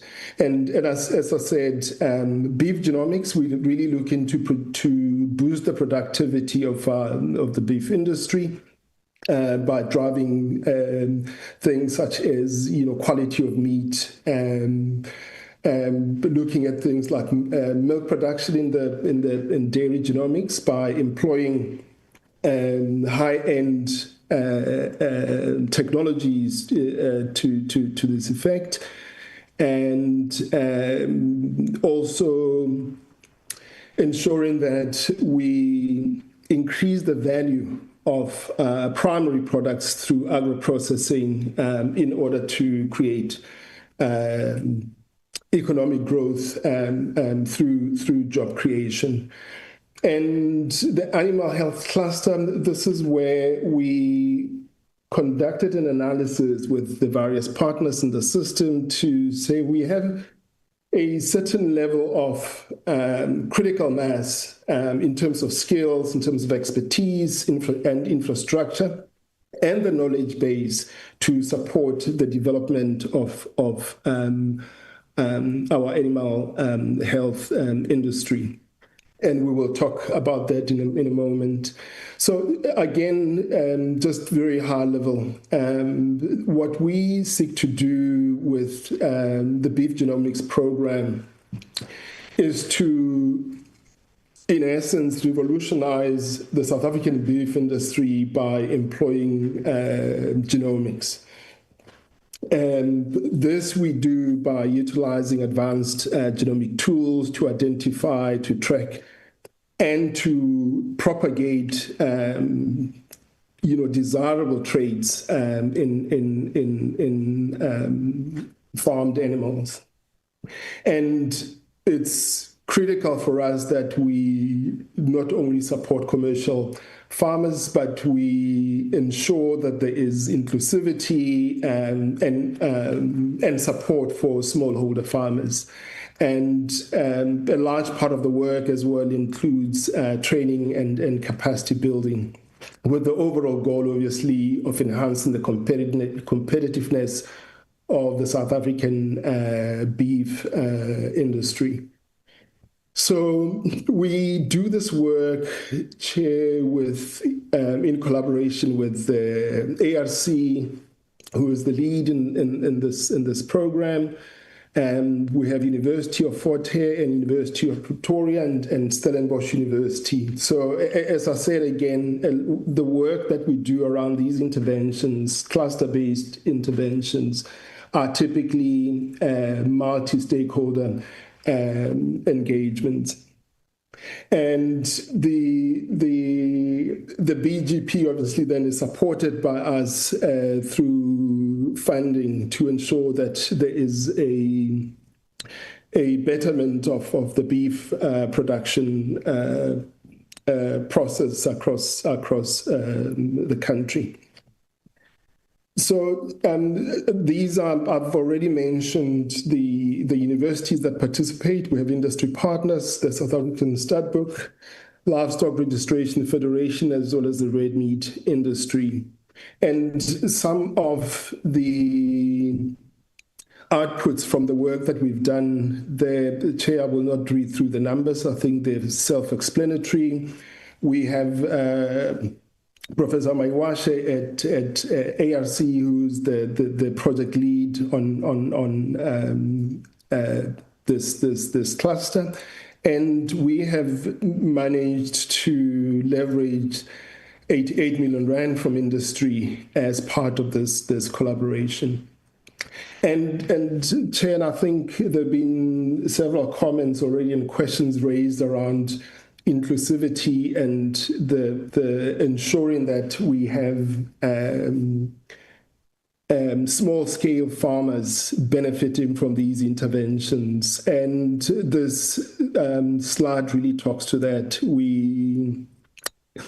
The location of some of these interventions are aimed at ensuring that we are where the need is, and we have a range of participants in that program, as well as including youth participants as well. So maybe let me just perhaps summarize this in this way. Part of what we do with in beef genomics is that we are assisting farmers to identify superior genetic traits in order to propagate them. Another intervention is to also do animal DNA genetic services, which is really for forensic purposes, where you are able to identify and prove ownership of stock in order to prevent things such as stock theft.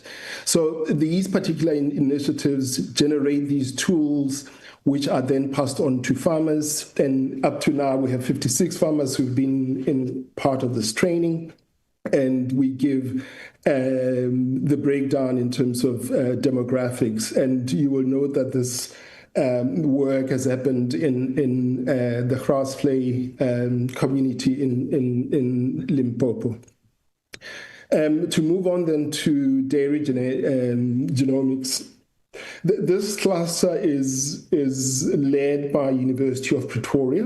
And again, what we seek to do here is, again, bring in a range of partners, and we have now established a framework for cooperation between dairy breeder societies, genetic service providers, companies involved in artificial insemination, and milk producers organization, as well as Milk SA, and who then are able to use the capabilities that we've built already through public funds in the various universities and science council to drive productivity in the dairy sector.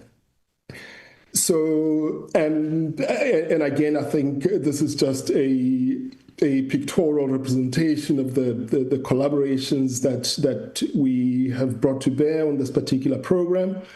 And as I said, this is led by University of Pretoria by Professor Marilyn Costa. And we have already identified several unique genotypes, and these are important markers to drive the traits I've been talking about, which we consider economically important. And to date, we have invested 9.7 million rand in the cluster. So I've been talking about the outputs from the various clusters. Part of what comes out of them is you are able to provide farmers with easy to implement tools that takes the guessing out of animal breeding for the purposes of predicting the right genetic traits for what you're trying to breed for. And we have a tool of this nature, and this already has been developed through the dairy genomics cluster. I will then move on to the animal health cluster. This initiative really, and I've said that we have certain pockets of skill, capabilities, infrastructure to build on, and the intention is to advance our local R&D and innovation capacity. And some of the critical gaps in the system around clinical trial support, as well as manufacturing infrastructure, promoting the transfer and commercialization of intellectual property, and to also ensure that the outputs are solutions that are also affordable for emerging farmers. As the refrain of my talk up to now is that this is really built around a public and private partnership model. So these are the partners that we've worked on, and I've noted also the members earlier around these integration between us as agencies of government and ensuring that we leverage our collective strengths. And I think what we've done on the animal health cluster is testament to this. Our colleagues from the CSIR, OBP, University of Pretoria, as well as the ARC. So up to now, Chair, we have submitted through OBP, who is a commercialization partner for this program, has submitted 5 dossiers, 2 who have been approved, with 2 pending and 1 rejected at this point. And also just to know that we do not have any products yet in the market, and I'll talk to just where we are in a very brief moment. And we have also, though, through our work here, established platforms, mechanisms to do things such as vaccine development, drug development, and diagnostics in the animal health sector.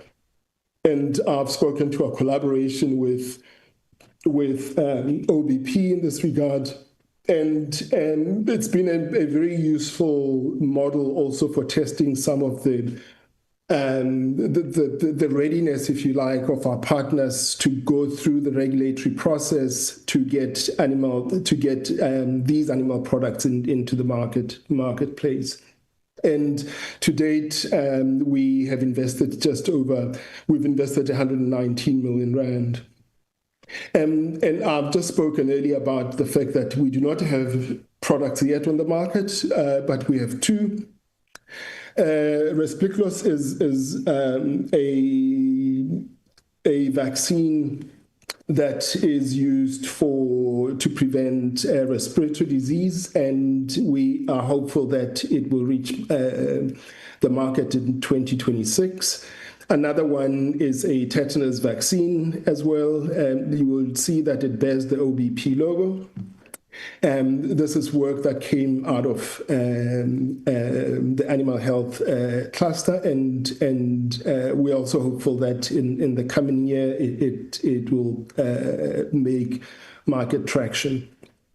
So, Chair, I'm coming to the end of, this is the last cluster that we're going to speak to, which is the Eastern Cape Agro Processing Cluster. Then again, it's a partnership model to provide entrepreneurs in the agro-processing space with a route to developing ideas, developing prototypes and products, to provide training, as well as to ensure that there is just better coordination and synergy across the various players in specific value chains. We are fortunate to have brought also a range of stakeholders in the Eastern Cape region, and supported by the East London IDZ. And this is, I mean, I earlier showed the slide where the distribution of our fund is going, and these are some of the intentional steps we are taking to ensure that funding is distributed equitably in places where it is needed. And we are supporting 5 SMMEs through that program. And we have Ms. Matengwani, who is the project lead on this one. We have invested 6 million rand with 700,000 coming from industry. And to date, as I've said, we have 5 SMMEs that we're supporting. We've demonstrated 7 technologies with 1 product launched. And this is one of the products which has already is at SPAR. And perhaps lastly, then, Chair, just also to provide just a sense of what are some of the outputs, particularly around, some of the work that we do, where we look beyond just a single project, but we seek to develop value chains in certain areas. And you will see that there's work that we're doing around the cotton value chain to ensure that other participants come into that particular value chain. There's work that we're doing as well with the ARC, the CSIR, with industry partners on orange flash sweet potatoes, and you will see some of the outputs that we have there in terms of SMME participation. And again, there is work that we're doing around aloe, valorization of some of those products, as well as in honeybush and marula. And this is joint work that we do with our IKS program. And Chair, just perhaps lastly, I'd be remiss if I did not just very briefly touch on the Agricultural Bioeconomy Innovation Partnership. This is work that we do in collaboration with the department. And Chair, I think the members will have time to reflect on some of these numbers. If you can just permit me to just point out just a few of what we have on the slide, and perhaps then I'm led by just some of the questions that came up earlier. One of our interventions is around digital agriculture. And one of the programs I just want to point to is the system of systems for agriculture modernization for farm decision making. It's a bit of a mouthful, Chair.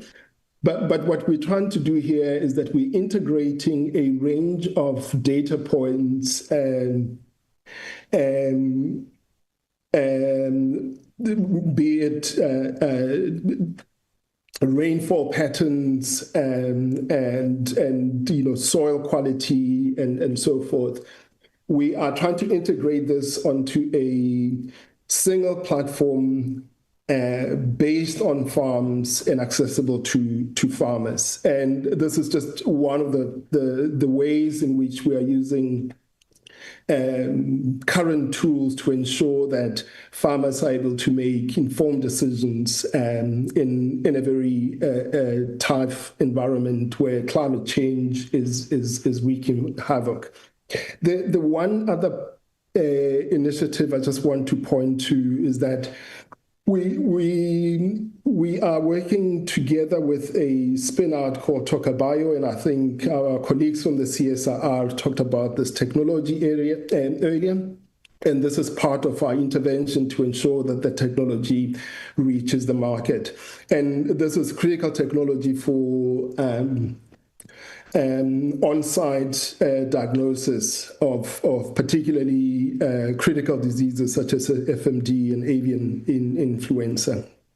And I just thought, Chair, I should perhaps end it there, and also just maybe perhaps just to mention the fact that as part of this program, the ABIP program, we do have a livestock improvement program. It's a sub-program of what we're doing here with the department, and where we are supporting a project where we've really achieved significant technical progress to develop a dual foot and mouth disease and lumpy skin disease vaccine. This is work that's happening out of the University of Cape Town.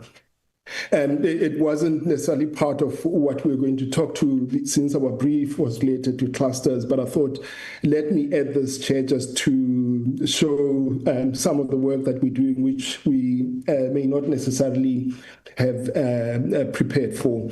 And I think with that, Chair, I'm happy to hand back to you, and thank you and the members for your attention.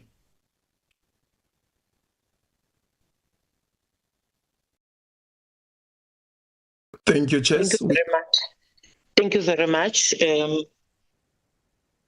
for the presentation. Chairperson, you want to come back, Chairperson of the board? No. I was just saying we are handing over to you, Chair. Okay. Thank you very much, Chairperson and your team. Tatu, Latuti, and the others. Honorable members, I want to come back to you and say that if you have more questions that you would like to raise, please, I'll see by show of hand. However, Dr. Temibayo, I don't know whether that is a legacy hand or a new hand.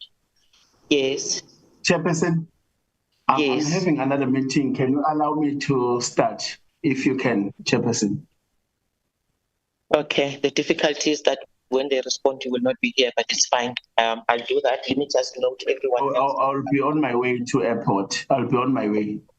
I'll be able to listen to your answers. Right. Yes. Okay. So, Honorable Temibayo, is that a legacy hand or the new hand? It's a legacy hand. Oh, it's a legacy hand. Mine's a new hand. Mine's a new hand. Honorable Trolley, Honorable Kosi, Honorable Sapo. Okay.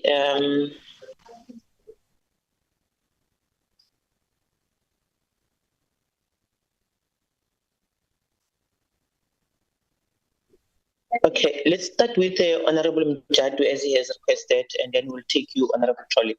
Mjadu.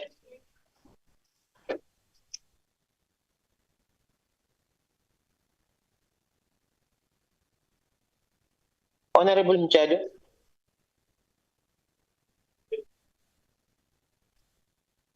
Oh, thank you, Chairperson. I'm having problems with my network. I think you can hear me now. Yes, we can hear you. We can hear you. Chairperson, honorable members, the department, I just want to just drop my submission quickly. Thank you very much for the report. I want to welcome the report. But Chairperson, this report revealed a shocking misallocation of public funds. While 1.1 billion was spent, the result are pathetic. For example, Chairperson, the animal health cluster, after a 119 million investment, has commercialized zero product. This is to me. I think we need to keep this department to be accountable, because when you look at the money flow, but there are no results. My question is, after spending 119 million, why has the animal health cluster failed to get a single product market? And another thing, Chairperson, we always talk about those universities like University of Cape Town and others. They always get preferences when it comes to allocation. My question is, why do the same few universities get all the contracts, and and what are they doing to stop this elite favoritism? Because it's always a few universities, 2 or 3 of them. And when it comes to the job that were promised, the agro processing cluster in Eastern Cape province with the massive unemployment created only 4 permanent jobs with the 6 million. To me, it doesn't make sense, Chairperson. My question is, how can you justify the program that created only for 4 permanent jobs with the millions of rents in a poor region like Eastern Cape? And other question, Chairperson, that I want to drop in, when it comes to so-called success stories. To me, it's embarrassing. Launching a single wheatgrass juice in a supermarket is not just a bioeconomic strategy; it is a public stunt. My question is, Chairperson, do you truly believe that selling wheatgrass juice in SPAR is a major success for a national bioeconomic strategy? Another thing, Chairperson, that I want to drop to this entity, the partnership with the big companies like Tiger Brands. To me, there are scandals waiting to happen. If I can tell you, why is this public money being used to support SMEs that are in partner with the massive corporation? This is not a development, Chairperson. This is using state funds to subsidize a big business like Tiger Brands. The government here, to me, I feel the government is weak, opening doors for cooperative capture of public innovations funds with no guarantees that job or wealth will be reached to poor. Why is this public money being used to support projects that will ultimately benefit giant companies like Tiger Brand? And lastly, Chairperson, will you support a full forensic audit into all tier agriculture programs to find out where the 1.1 billion really went to? I thank you, Honorable Chairperson and Honorable members. Thank you. Thank you very much, Honorable Jatu. Please do continue to listen so that you can get your responses. I will, Chairperson. Okay, thank you. Honorable Trolley. Yeah, thanks, Chairperson. Without sounding too jaundiced, I have the same reservations after this presentation by the Technology Innovation Agency that I had with the CSIR presentation.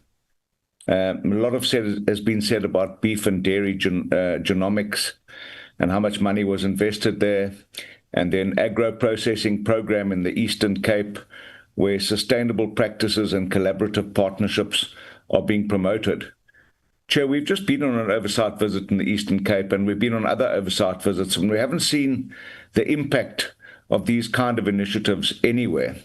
And when I say we haven't seen them, I'll give you two examples, Chair, of technological or animal genomic success in the past few decades in South Africa or longer. You know, we developed a beef animal called the Bonsmara, which was a collaboration between the private and public sector. We also developed Dooney sheep at the Dooney Agricultural Center in Stutterheim, and they've become so successful, those two breeds, that they're exported all over the world. That's the kind of impact you expect from the investments that we're talking about. You know, we heard that they help determine what crops to grow in certain areas to provide the information to farmers. We saw recently on an oversight visit that one of the farms at a farmer production support unit was preparing to grow soya, sunflower, and canola in the Alexandria area in the Eastern Cape. Now, no commercial farmers grow those crops anywhere near Alexandria, and none in Alexandria. And we've had an instance before in the Eastern Cape where somebody came up with the idea of growing cotton, and they even developed a cotton gin in Adelaide. Now, it's never processed one bowl of cotton. And where the cotton was planted in places like Mushwa, it was planted once and never again. So I fear that these kind of initiatives come here and present reports to people who they think don't operate on the ground, don't move around in their various provinces, don't see the stagnation of commercialization of black farmers. We see black farmers still producing the same animals that their forefathers produced in the same way, in the same areas. We see very little technological advancement. And I was worrying during the presentation that there wasn't any collaboration with other breed societies, but I saw towards the end that there was some collaboration between the private sector and breed societies. What we don't need to do is reinvent the wheel. What we need to do and what we expect from technological innovation agencies, that they will go out and find the very best practices that are already put into profitable practice in the commercial and private sector, and then identify how best to assist upcoming farmers to become independent, sustainable farmers. And we don't see much evidence of that, which means that this investment, as the former member was saying, of over R1 billion seems to be bearing very, very minimum fruit for us as a government. And that's my concern, and I want to align myself with some of the comments made by the previous speaker, especially the fact that we've trained so few farmers. I mean, the presentation says we trained 71 farmers and 46 farmers. What is that? What difference will that make? 71 farmers and 46 farmers is what I got out of this presentation. I don't think this the presenter or the department responsible for this agency is taking the portfolio committee members seriously, as if we don't know what's happening in the agricultural sector. Thank you. Thank you very much, Honorable Trollip. Honorable Nkosi. Thank you very much, Honorable Chair. Chair, I just wanted maybe to have just one question that I think I just needed clarity on. Chair, the animal health cluster, for example, Chair, has successfully submitted doses and strengthened the R&D capacity and fostered collaborations with the public institutions and positioning South Africa as a potential regional leader. But Chair, however, the lack of commercialization at this stage shows that while innovation output is on the rise, but translating this into market-ready products remains a challenge, Chair. So my question is, Chair, how effective is TIA ensuring that innovative projects progress beyond the research and development stage from the technology readiness level 3 to 5 to commercially viable products, technology readiness level 8 to 9? And Chair, what specific mechanisms are in place to bridge this valley of death? That is the question I have, Chair. Thank you. Thank you very much, Honorable Kosi. Honorable Sap. Thank you very much, Chair. Good morning to you and honorable members. I hope, Chair, if background I can raise that much.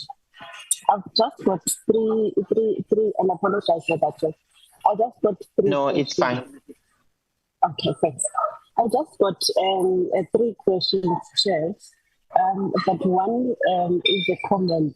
I think I have a problem with how we support agricultural schools that are owned by government and the capacitation of TVET colleges versus the support that we give universities and universities of technology. I will tell you why. Because I honestly have a problem with universities of technologies and universities because of their autonomy, of course, and how we then tend to prioritize them over the private colleges and agricultural schools. There is so much money that we spend in universities, and we neglect the private sector and the agricultural schools that are in provinces, of which for me, as government, that is where we have absolute control versus the universities and universities of technology, without saying they must not be supported.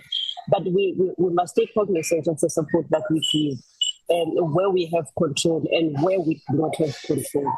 The second thing, Chair, is on the monitoring and evaluation of the monies that we invest and the impact that it made. It goes back to what was raised by Honorable College. To say there are a lot of money that we're investing, but when we check then the impact that it made in our communities, it's something that is totally different. I want to check what are then the monitoring and evaluation frameworks that are established then by the entity to measure the social and economic impact on these agricultural innovations that are supported by the entity. The second last thing, Chair, is on the stakeholders that we have, linking it to what was raised by Honorable Mutadu earlier on. Do we have a clear coordination, both from the public and the private sector? And how do we then ensuring that the stakeholders that we have, one, they play a critical role in changing the lives of the people, not for the sake of that, just as the stakeholders, because we want to have them. How useful are they? And what is their role in ensuring that what we seek to achieve, we then achieve at the end of the day? I just want in private and public partnerships that we currently have, how are they integrated? That's one, and what impact do they have in on making sure that we achieve what we want to achieve? Thank you very much.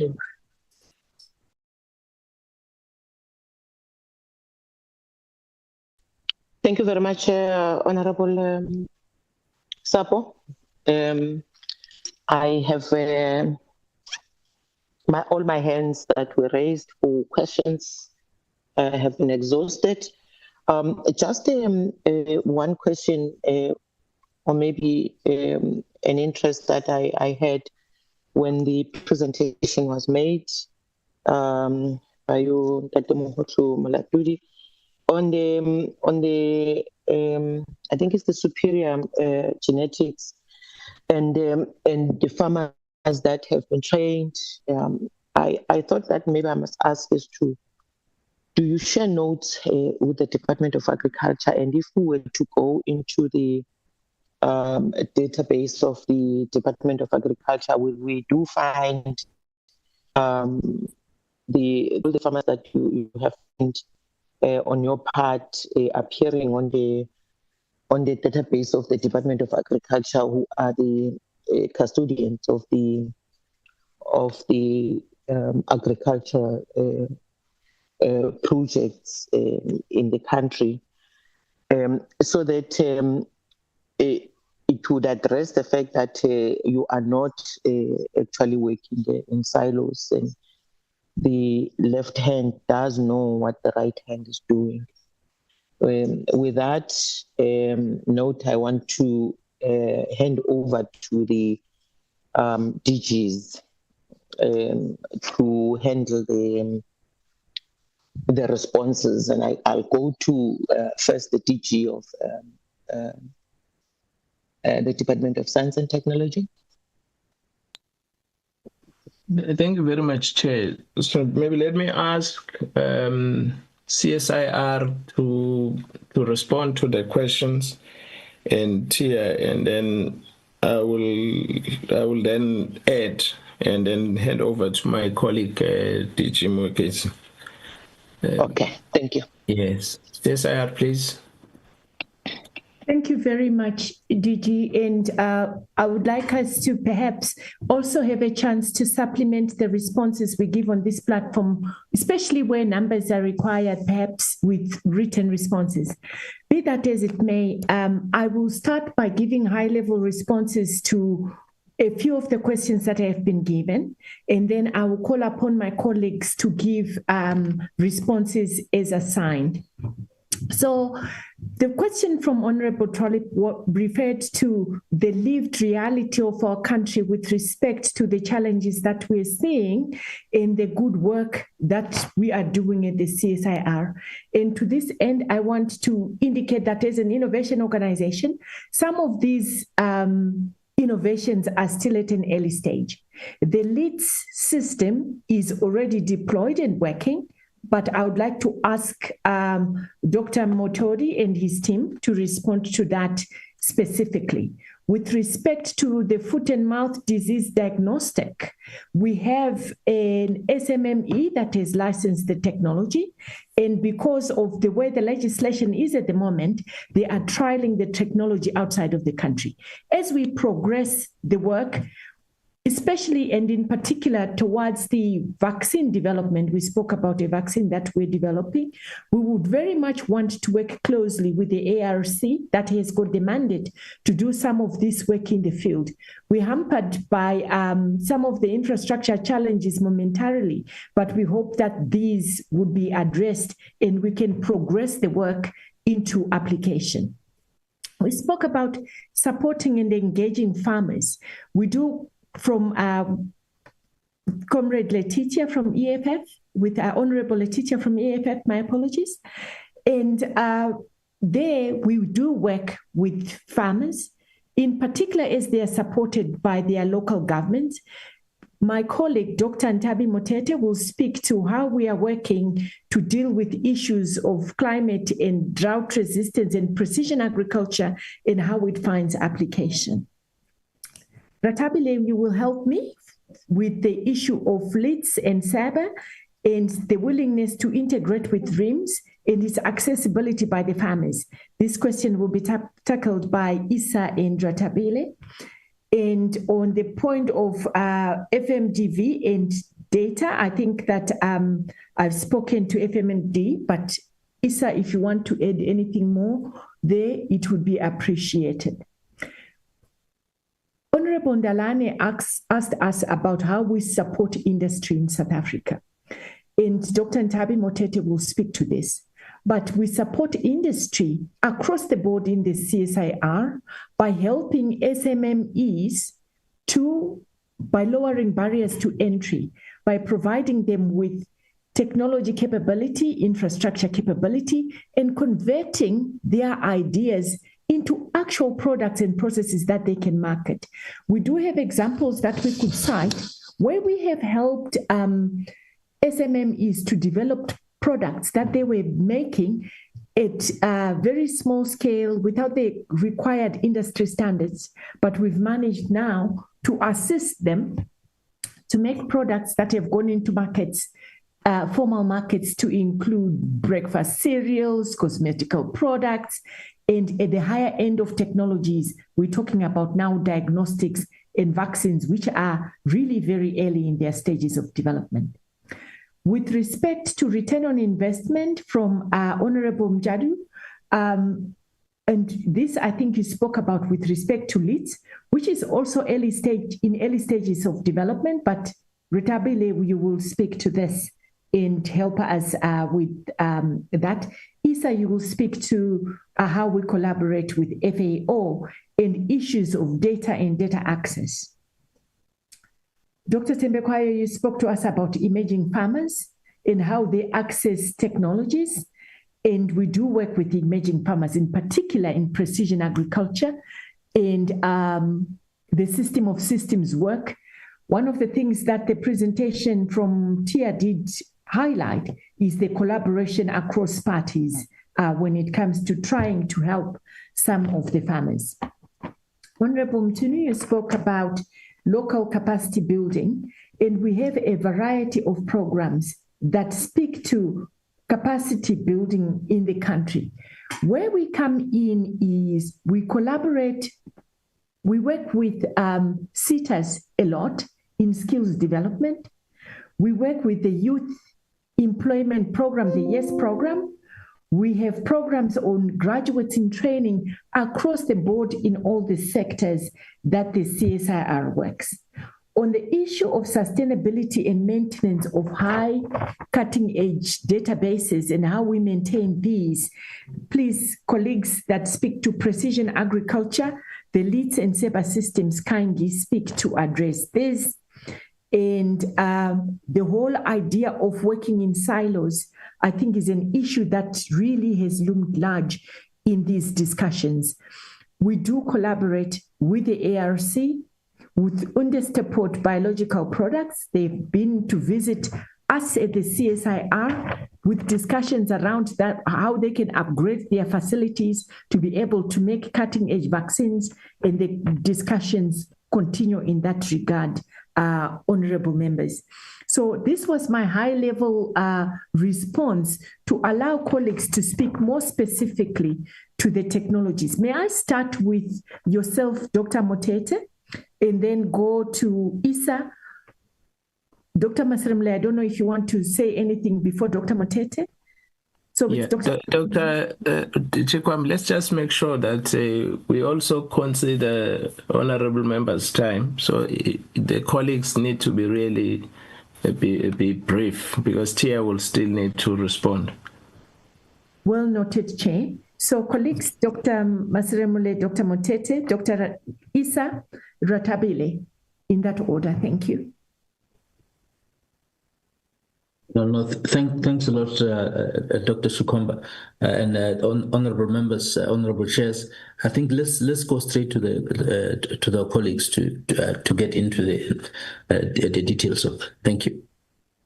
Thank you, Dr. Ntabi.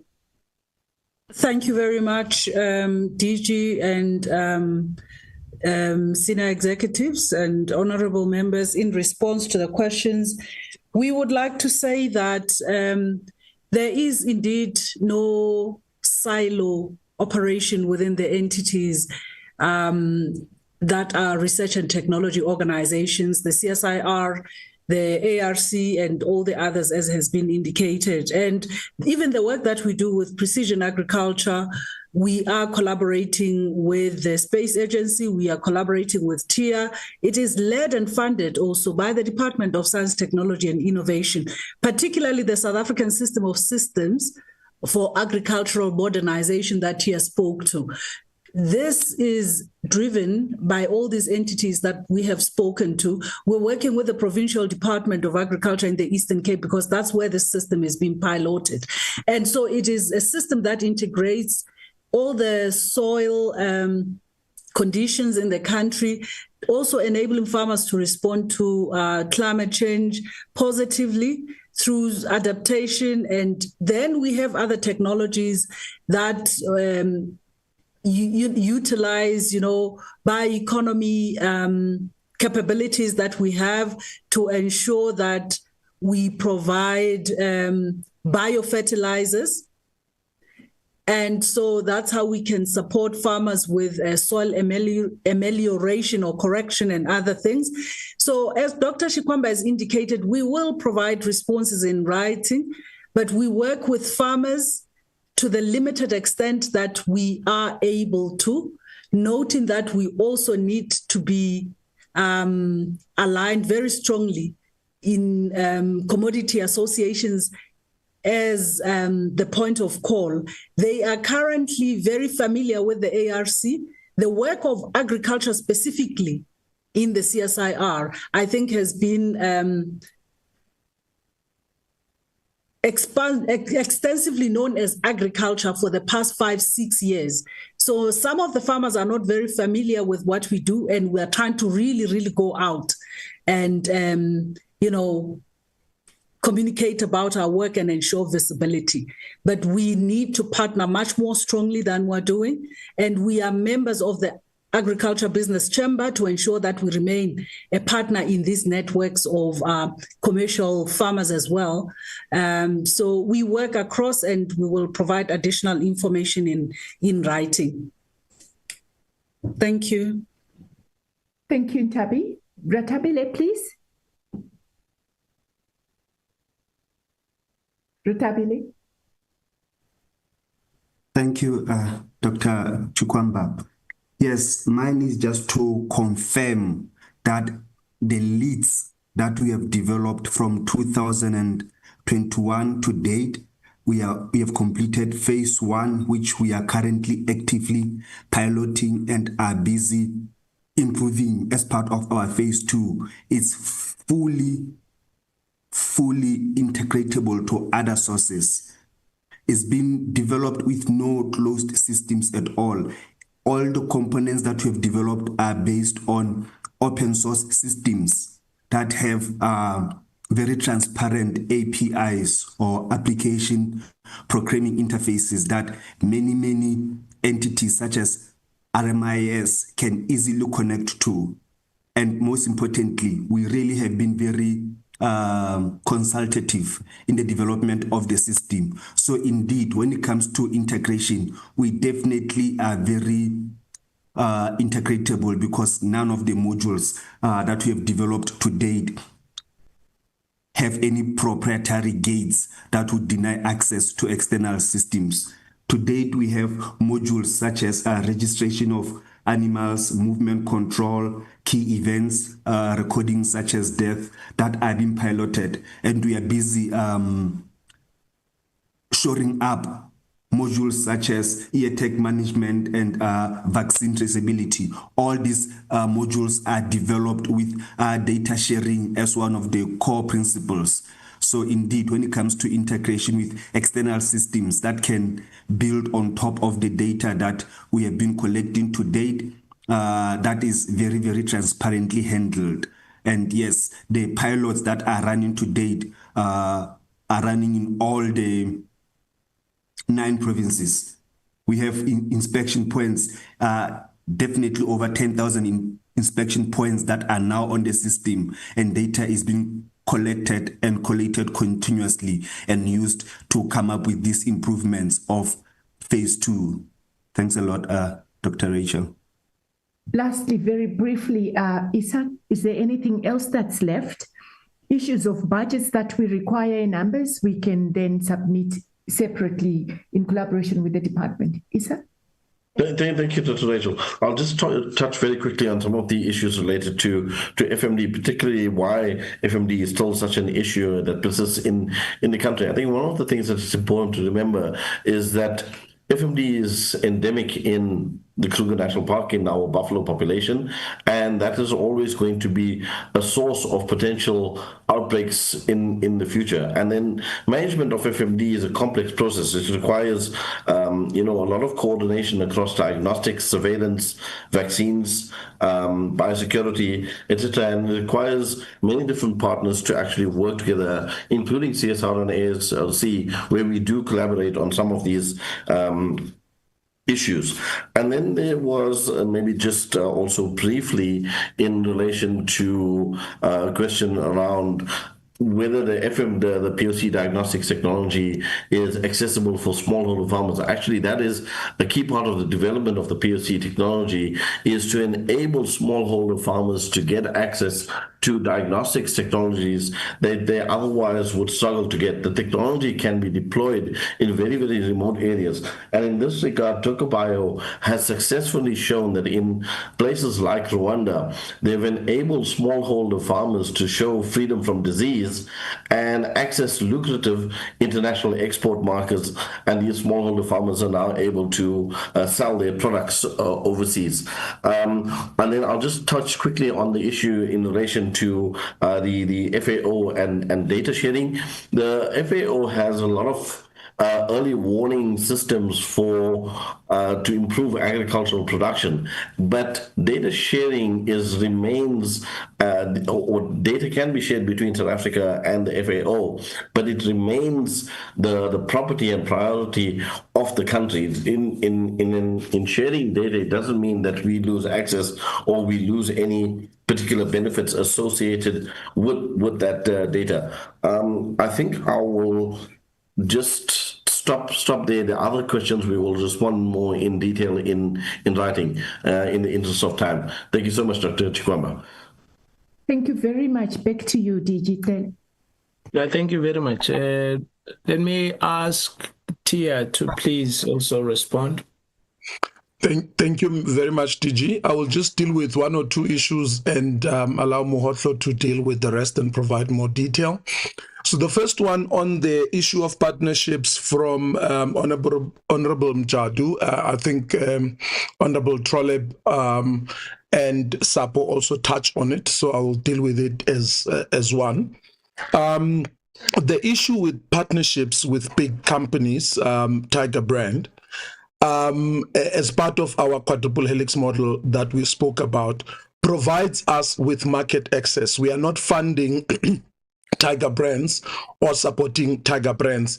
Instead, we are leveraging on the big companies to support the commercialization of innovation, and it's a big. You would not be able to do this without partners that would enable you to have this commercialized. The Tiger Brands is one of the biggest buyers of farm products in terms of making their the products that they sell. So this is indeed a partnership to enable commercialization, and we're going quite strong on that because that's a big focus to make sure that our SMMEs can have partnerships to enable them to commercialize. We are busy with the partnership with Take a Lot, so that some of the products that can be sold online would be able to go through their platform, including on a joint program that we are planning to do with them to do what we call township-based, rural-based manufacturing. So these partnerships with large companies, TIA does not provide money to corporates. Instead, it works with corporates to open for market access purposes. But secondly, one of the things we are also exploring in terms of our funds of funds, all these big companies have R&D budgets and innovation budgets. It's as part of coordinating the entire NSI is to make sure that we even coordinate private sector R&D and innovation efforts to work properly with the country.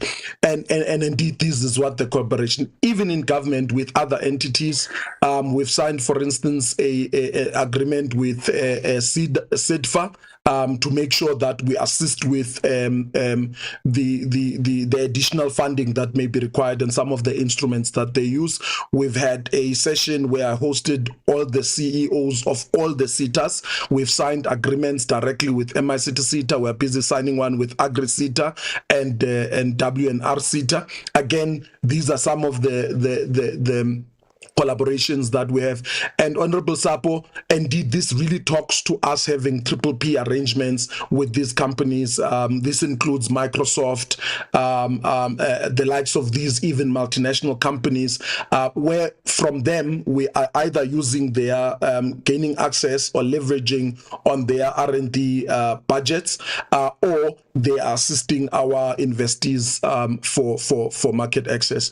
On the issue of transformation and the TVET colleges, this is something that the minister has really hampered on TIA, and in fact, in our new APP, there is a target for this, so that we go into, we have a program with the TVETs that we are busy working on, and I think the colleagues can go into more detail, including the previously disadvantaged universities. So this is something at the board that we have already taken on, and we are monitoring the implementation thereof from management. On the detail, Moatlo, please provide detail to all the questions that have been asked, except for these that I've answered. Thank you, Chair, and the chairs of the Portfolio Committee, and I'll try and deal with the questions in the order they were provided. Just to provide context to the 1 billion rand, the 1 billion rand refers to an investment in various areas. This includes health, as in human health, industrial biotechnology, in indigenous knowledge systems, and agriculture. So we just wanted to give that sort of like broader perspective. And we, even within agriculture, in terms of the core of the presentation, it was narrow in that the brief was to provide feedback on what we're doing around clusters. The second point, I think, which is critical to make, is that I think we recognize the incredible responsibility that the country has placed on us in terms of driving innovation, and that we're using public funds for this purpose. The TIA operates in a high-risk space where we are funding the research, which is a trial and error process by its very nature. And this is important in assessing how these funds are made available, and that some projects will fail. But the intention, as we've tried to demonstrate over time, is that we are employing mechanisms to improve success rate. And the chair, Mr. Chiha, just made a critical point around, for example, partnership with large corporations. That is critical to, in ensuring that the success from particularly SMMEs, it is just not enough for us to say, well, here's a technology, go make it out on your own. Part of facilitating these partnerships is increasing the chances of success. And I think it was also a point that was raised as well by, I think it was Honorable Nkosi, in terms of what mechanisms are we employing to increase the rate of success. This is one of those really legitimate means of doing this. The other issue, and I think this is particularly important, particularly around vaccine development, is that one of the really severe limitations in the country is the systemic ones, which is availability of BSL-3 facilities. And while we may have a pipeline of potential products, we have that limitation. And I think the products that we have shared really show the sort of traction we've gained through a partnership model, particularly with the likes of OBP. If I can move to Honorable Trollip, raised I think a critical point around ensuring that we do not reinvent the wheel. and this is absolutely important, particularly when we work with clusters, we are working with industry to define what its pain points are so that we do not try and seek solutions that do not have a clearly defined problem, so that we do not go into this, spending money, public money in futility. I think we've indicated just some numbers in terms of certain specific programs. If I look at the work that we do with and I made reference to it in the core presentation, is that we have trained over 5,000 farmers. We've had training to students and women, over 15,000 who have participated. We were giving snapshots in time of specific programs. And the Eastern Cape cluster is up to date. It has supported, we mentioned 4 SMEs, which then downstream also employ their own people. And this is how jobs are created. And we will continue to support those initiatives, this and other clusters that we will continue to work on in future. And I think I've dealt with Honorable Nkosi's question. Just one other issue around yes, now that's taken care of in terms of what mechanisms do we have to support to facilitate greater commercialization. And one of them, we also have things around entrepreneurship support, and we pool resources from other players in the system to support entrepreneurs on their journey in commercializing and selling products. The work around Tibet, and I think the chair has touched on it, we have another program, the Technology Stations program, which is not part of what we're dealing with here, is that we have begun, as the chair rightly says, that the minister has placed a challenge on us to improve our engagements with TVET colleges, recognizing that we have a wealth of facilities that we can utilize to drive our mandate. And on the issue around M&E mechanisms to assess impact, we do have an established process for implementing evaluations after certain periods to assess precisely these issues. Is it worth investing in? Is there support for the program?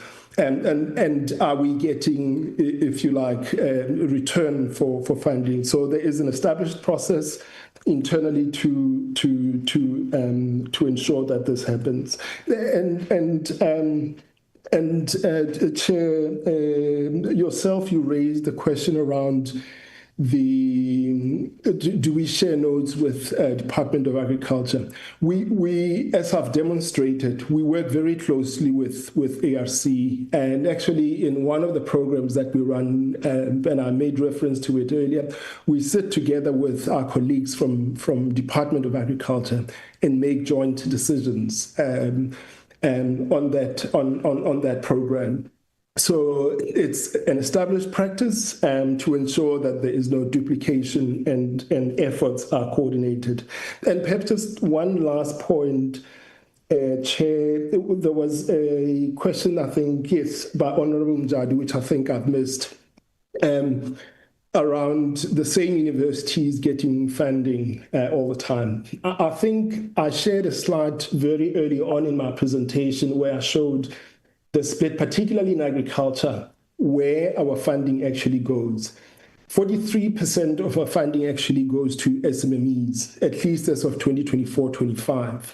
And we are very conscious of the challenges. We have a few very dominant universities, and even in our APP, we have targets around ensuring that we look to support other institutions that may not necessarily have the resources outside of, say, universities of Cape Town, Wits, and so forth. So we are really keenly aware of that challenge in the country, and part of our transformation efforts seek to redress that particular challenge. With that, Chair, let me stop there unless I've missed anything. DG?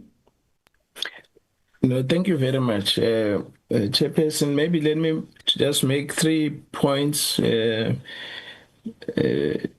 to also add on the responses that, yes, irrespective of the progress that we're making in terms of coordination, we do recognize that broadly coordination remains a challenge facing our system, both in terms of how we work across government and also across various levels or sectors of government, and also between the public sector and the private sector and civil society.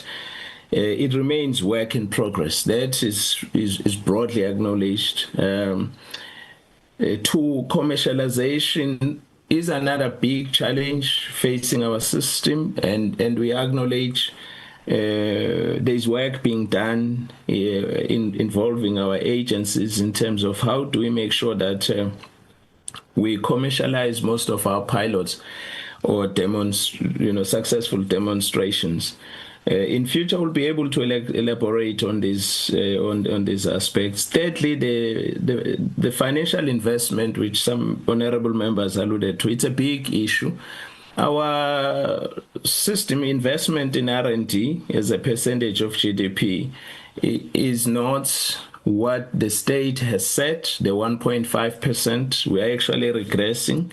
It's at we are at 0.6, and the private sector is not investing as much as it ought to do. It ought to. We are also finding ways of engaging with the private sector. While we appreciate that in the agricultural space, the investment in R&D is slightly better than other sectors. Then the other issue around communication, we do acknowledge that our sector has a lot of positive initiatives, Chairperson, but the challenge remains in terms of how do we package that work and communicate it better, so that various stakeholders will know and understand. So it's a challenge that the minister has accepted, and also the chairs and CEOs of our agencies, they are aware we're working towards finding better solutions to improve that. I'm pleased, Chair, to indicate that both the DG Agriculture, who's here, and myself and our colleagues, we have agreed that it's important to strengthen our partnership as the two departments, and also to make sure that once we have consolidated our cooperation framework, we'll then make sure that our agencies or entities that report to both departments, they also cohere, so that in future we can be able to better present and communicate our work, reflecting that there is better, consistent, and cooperation, as members have indicated. So maybe let me ask my colleague, DG Agriculture, to make his input, and that will be it from our side, Chairperson. DG? Thank you very much, DG Cele, and also a word of appreciation to the inputs and questions that have been made from the two chairs of the joint committees. We are grateful in terms of the engagements that you are having today. I think DG Cele has actually covered me. I will just raise two issues, responding to Honorable Nkosi, Honorable Chair of Agriculture, Honorable Pule, Honorable Boshoff, Honorable Prolip, and Honorable Beyer-Smith. And I will just highlight this in three areas of importance. The first one it's around how we function as the agricultural sector. The agricultural sector is actually comprising of three components: your research component, your policy, and then what I would call as practice. And without the research components, I don't think that our country would have grown from 1994 to where we are and doubling its agricultural output to date, mostly driven by innovation and research in this instance. So we are grateful that we have got two prime research institutions that are looking at agriculture, the CSIR and the ARC. Much has been said by DG in terms of how we look at dealing with the issues around the two, and we commit to that level of work. Now, there's an important issue in terms of how do we stay above the curve in terms of development. I think one of the areas that we need to do is to shorten the space between research, your testing phase, and also the application through the approval processes around policies. I think Honorable Jadu was giving an indication to say, why is it taking long? Our laws in terms of engagements would insist on ensuring that any technology that comes into the space, in this space that I'm talking about would be vaccines, would have to jump through these loops of ensuring that it's of good quality, it is safe, and it is also efficacious to the purpose that it's going to deal with. The fourth aspect would be whether that product would also be to the utility of those who are using it. And any new technology that comes into the space has got to look at this. I think the only thing that we can only do is to ensure that there's a closer kind of timeline so that there's less time in terms of dealing with this. But it would be not true that we would then jump these phases. All products that have got to be sold have got to abide with the areas that I've highlighted. There was also a question that dealt with the livestock identification and traceability system as opposed to the platform that comes from the red meat industry services. Both, as indicated, are not actually competing. We have got complementary services. We had, even at the beginning of livestock identification, indicated that any system that we have in the sector should need to be interoperable. It should be able to interface and should be able to give us the very same level of information that we need across the sector. So that intervention from RMIS is also welcome because it will ensure that we touch broader bases in the sector. The CSIR has already indicated where they are. This is a study that is commissioned by the Department of Agriculture, and we are happy with the outcomes. We are now in the second phase where the engagements with CSIR are going to ensure that we can take the technology after testing to the smallholder farmers and ensure that the sector now can be able to respond to the various challenges that we are having in the sector. Lastly, Chair, as I indicated, the point of coordination in terms of the work that you are doing, the DSI, fully responsible in terms of science, technology and innovation, and the Department of Agriculture as the sector coordinator. And therefore, it means that if there is a little bit of air that is being blown in terms of the two organizations, we will have a challenge. And therefore, the DG and I have indicated where our priorities lie in terms of ensuring that the science in agriculture receives attention, and we are able then to ensure that the science that we have is met by both commercial and smallholder farmers in terms of production and productivity. Thank you very much, Honorable Chairs. Thank you very much, DGs. Just before I hand over to the chairperson, I think that the issue that DG Cele has raised in relation to making sure that, and what you have just raised, DG Ramasodi, on trying to work your way as both departments into, a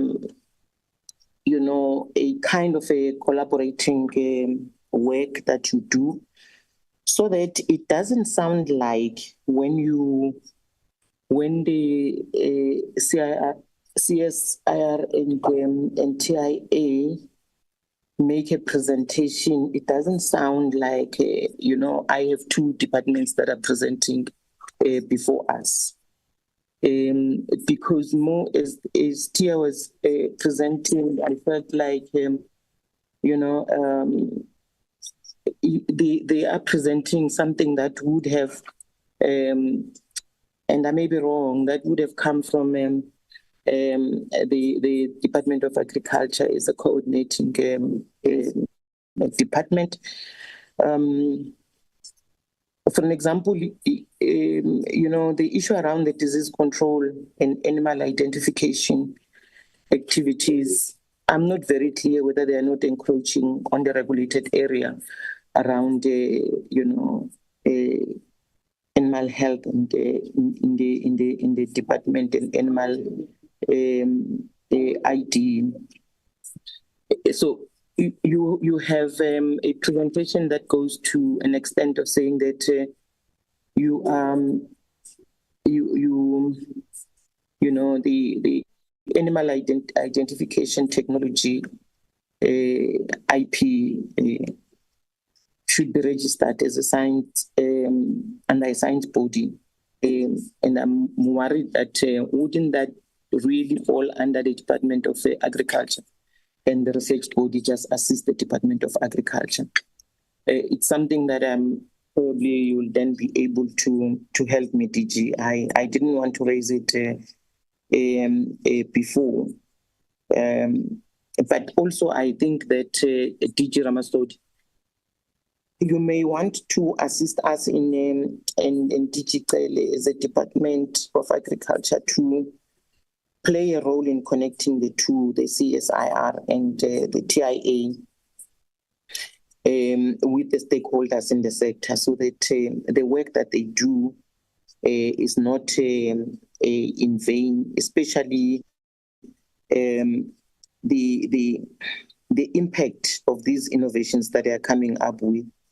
I have an interest of seeing that they assist the industry in agriculture, both at a large scale, but also in particular on a small scale, the small businesses and the like, so that whatever comes out, because I think those ones who are at a lower level need more of this research and the technologies for uptake. So I thought I must raise that in future as we talk, let me feel that I'm satisfied that it feels like we're talking to two entities or three entities or two departments, but doing the same work, that they would actually be able to bring a point where CSIR, TIA, OBP, Agriculture Research Council, they would come in and bring a report, one report that talks to all the issues that relates to agriculture. DG, I thought I must just, to both of you, I must just raise that. I don't know whether you would like to comment before I hand over to my co-chair.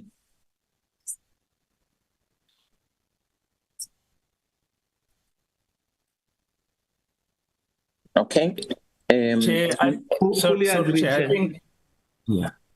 Sorry, Chair, we would like to acknowledge your critical comments that you have made, and we will consider them as part of our effort to improve our work and the way we work together in the system with the entities. Thank you very much. Okay, teacher, thank you. Chairperson, Honorable Shiviti. Thank you, Chairperson. I think from our side, from my side, I would want to agree with you that we need to have consolidated efforts for all our entities to be working in unison, so that we are able to trace the work that is being done from both entities, and if we are then to bring, we are then to bring other departments that must work with them, they then bring them when they are having a coordinated way of running their programs. That one, I agree with you fully. The main aim for us to have this type of sessions, the joint portfolio committees, is that we bring in all entities and all departments together to find solutions so that our government does not work in silos as if it's not one government. So if we are also looking forward to seeing efforts from both the Department of Science, Technology and Innovation and the Department of Agriculture to at least find solutions together to problems that has to do with food security and development of vaccines and all these other programs that were mentioned today here, so that both departments utilizes each other's capabilities to find solutions to the problems that our people are faced with. In saying that, Chair, I want to believe that this is the end of our session, unless if I must then bring back to you and then you close the session. No, Chairperson, I think you can close. I just want to thank you very much with your team and the honorable members for participating and for attending this meeting, especially from both the departments, CSIR and TIA. Thank you very much. Recording stopped. Thank you. We, from our side also, we also want to thank you for heeding our call to have this joint portfolio committee meeting. I know that we had requested for a different day, but then you had made time, and both yourself and the members of the portfolio committee has really given us a good response on the hosting of this meeting jointly between ourselves and your portfolio committee. We also want to thank you for availing time and availing yourself for us to have this discussion between both the portfolio committee and also to thank all the portfolio committee members from both portfolio committee of Agriculture and Science, Technology and Innovation for availing themselves today here to have a meaningful discussion on a possible solution for the possible technologies that can be utilized for our agriculture department to move forward and have solutions to the problems that our society is faced with. We also would like to thank the both DGs from Agriculture and Science, Technology and Innovation departments for availing yourselves here today and lead the discussions between the two departments to find possible solutions to our problems that we are faced with in the agriculture side and possible solutions. And also, we also would like to thank the chairpersons of both CSIR board and the TIA board for your availability and your presentations today in the in the joint portfolio committee, and all the other staff of the department and every other person that has managed to join the meeting today. Thank you so much for availing yourself. The meeting is... Chair, just before you close, I've just remembered, Chair, that the chairperson of TIA, that spoke about a member who has passed on, and we have not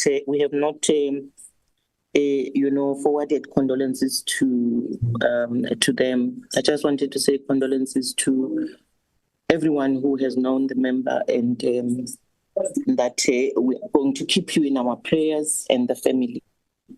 Thank you, Chair. Thank you, Chair. We also would like to send our condolences to the board member. We have been in meetings with several times in this platform, and we would like to send our condolences to the board of TIA for losing your member, and to the family of the board member.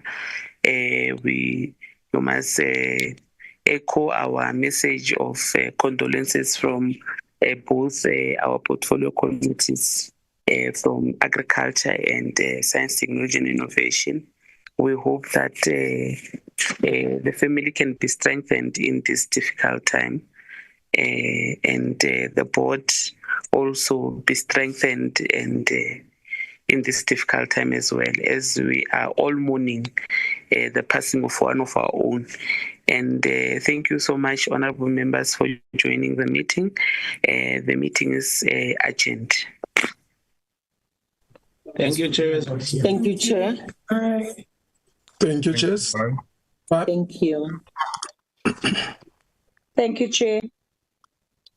Thank you, Chair. Thank you. Bye-bye. Bye.